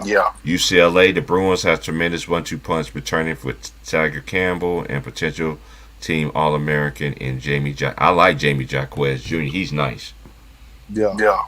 Baylor, L.J. Cryer's coming back, and in addition of BYU transfer Kelly Longhorn. What's his? Oh, Launer. Yeah, that is a big pickup. And then you got 5. You got Michigan. Hunter Dickinson announced he is returning to Ann Arbor, meaning the Wolverines will be in the thick of the chase for the top of the Big Ten. 6, Arkansas. He said the Hawks were one of the winners in the transfer portal, picking up Jalen Graham from Arizona State. Jalen Williams could return to school and withdraw from the NBA draft. And they didn't even mention their recruiting class. I'm surprised they ain't mentioned. They got some niggas. Yeah, and they got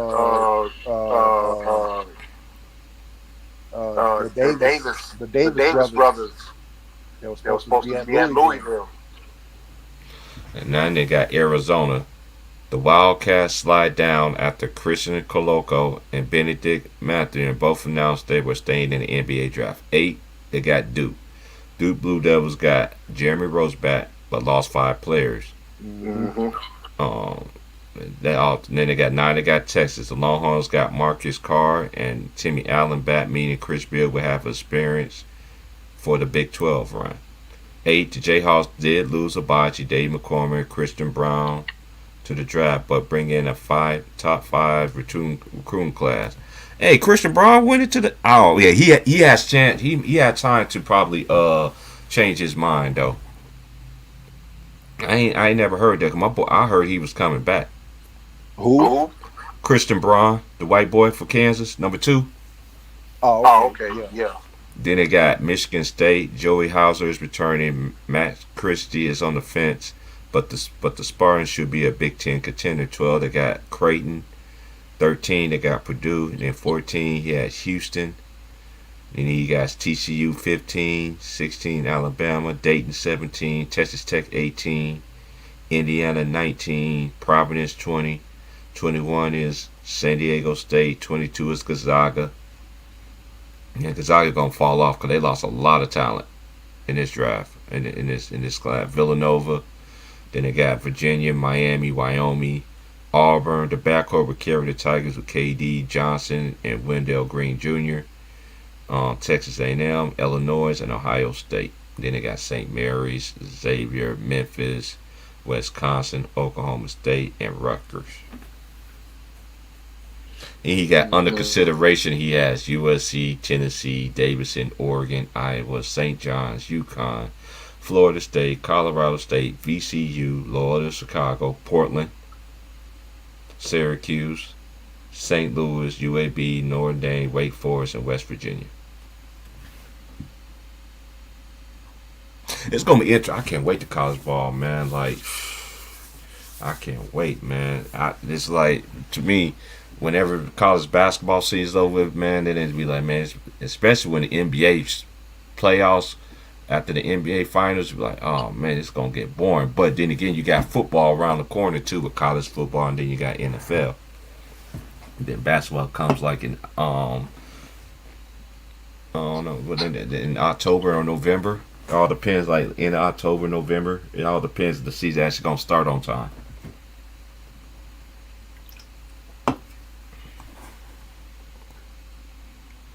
But man, let me see how they got. Let me see how they do the ladies though, cause you know the ladies going to be South Carolina gonna be just as deep. Yep. They got their main core coming back. And they got a number 1 recruiting class coming back. Recruiting class, yep. I know Henderson. I knew Henderson. Yeah, I knew she was gonna.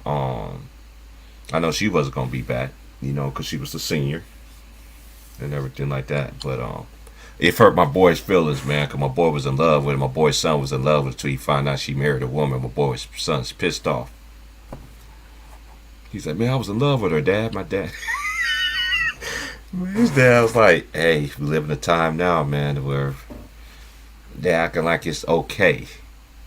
Everything is okay. You'll find somebody else, man. It's just that's just puppy love, man.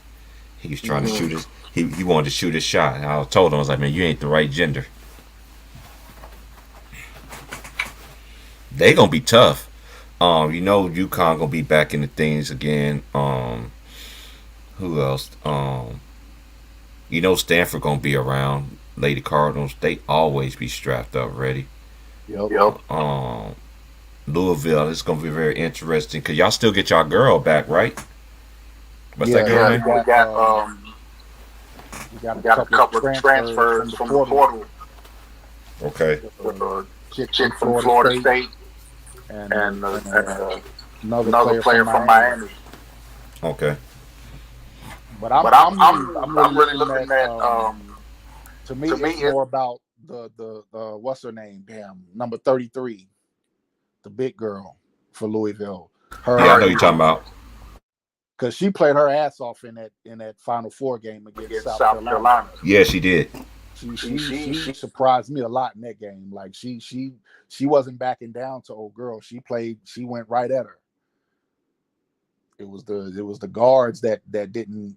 I mean, yeah, because South Carolina got some big ass guards. So man, them girls was tall. And you saw them girls was coming off the bench though too. I was like, God damn! I was like, this is the future. They had big guards, so they was kind of affecting their size was really affecting Louisville's guards. So, but I'm looking forward to the improvement of Louisville's big girl. Okay. Because I already know Halen's gonna come with it. Yeah, she's nasty. Yeah, she's nasty. She got it. So I already know she's gonna come with it. But I'm hoping with these transfers coming in, because they were like wing players they were the best wing players on the teams that they came from. So hopefully they can give her some help. Because that's the one thing she didn't have. She was like the only real shooter. And she didn't really have no help in that Final Four game. Other than, the girl in the post.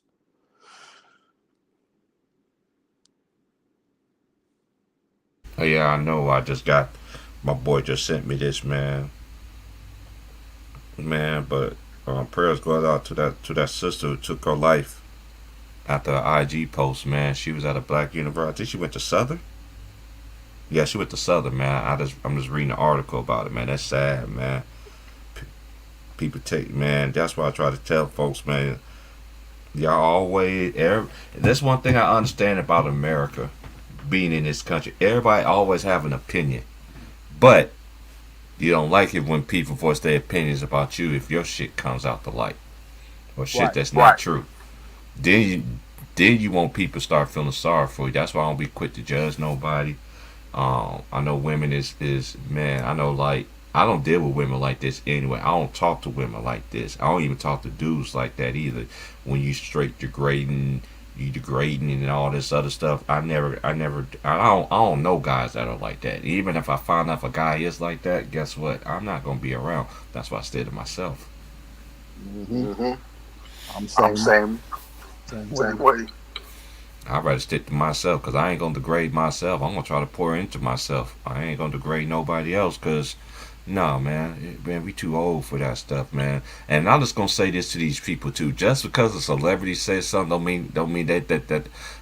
This is what I don't understand about people too. Y'all take words from a celebrity better advice from somebody that's a celebrity than is compared to somebody who been knowing you your whole entire life. Y'all really confused.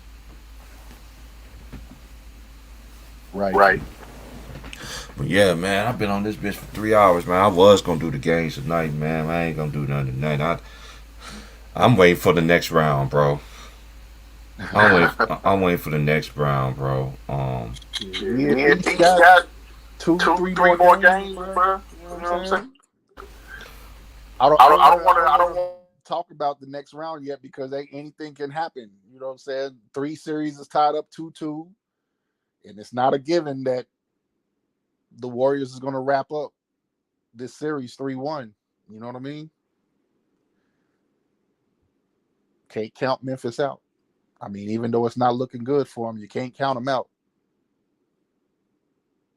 Oh, this is an interesting stat for the females. For the ladies, now, here it is. It said, while hundreds of elite former college basketball players have heard their names called first in the WNBA draft in 1997. One program stands above the list. We already know that's UConn. UConn got 25 first round picks. Tennessee is 2 with 19. Stanford 13. Duke is 11. Tied with Baylor with 11. South Carolina will be climbing them charts pretty soon. And you got North Carolina girls, you got Georgia girls, and Maryland. Talking about first round picks and everything like that. So, hey man. Matter of fact, let me look at the schedule. When the Celtics and them play again? I want to say tomorrow. Hold on, let me check. Yeah, I'm about to check on NBA.com too. So, if the Celtics and them play tomorrow, I definitely will call that game tomorrow. Yeah, they are. Tomorrow is 2. It's gonna be Memphis. I do the same 2 games. It's gonna be Memphis. Yeah, I'm gonna do both of them. Wow, they coming on later this time. No, it's not. I forget. They showing the Easter time. They showed it on Easter time instead of showing it on a Pacific time on my thing. So they come on at 4. And yeah, I'll be able to do both games. Yeah, still. Yeah, I do. I'll be back tomorrow there, man, with both of the games and everything like that. I will do the games tomorrow. And you know me, I'll wake up in the morning, you know, we'll cook something in the morning, you know, start talking about it. We'll talk about tonight's games, because I will be watching both of the games, though. And shout out again to my boy, once again, for coming through, and my boy Real Leasy for coming through. And who else was in here earlier with us? Oh, my boy Big Worm was in it. JMJ. And JMJ, yeah, man, JMJ. And Big Worm, I'm about to holler at you. That's my boy Big Worm, man. That did, man. I got your number too, man. I ain't forget to call you back though, man, because I've been taking care of some shit, man. I been taking care of some things, man. But hey, man, but it's all good. But yeah. I know that one night you called me, bro. I was like half asleep. I seen the phone ringing, but I couldn't get up. Hey, it be like that. I was fucking out of it.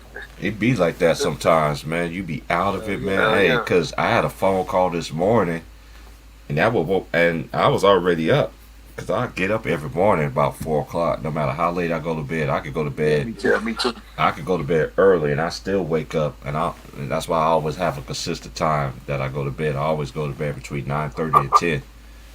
Boom. When I got a phone call early this morning, I was like, oh, and then I missed it, and then I thought it was one of them, because I hear you got these people, oh, this is auto insurance servicers. Can you hear me? I'm like, how you get my number? And then you keep blocking these people, but the person that called me this morning was about a job. So now that I got my life back, man, I ain't going to settle for less. Now I'm going for the gusto. Yes, sir. Yes, sir.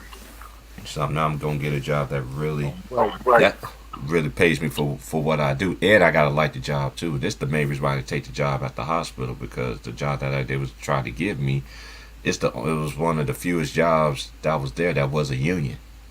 Nah, I'm good.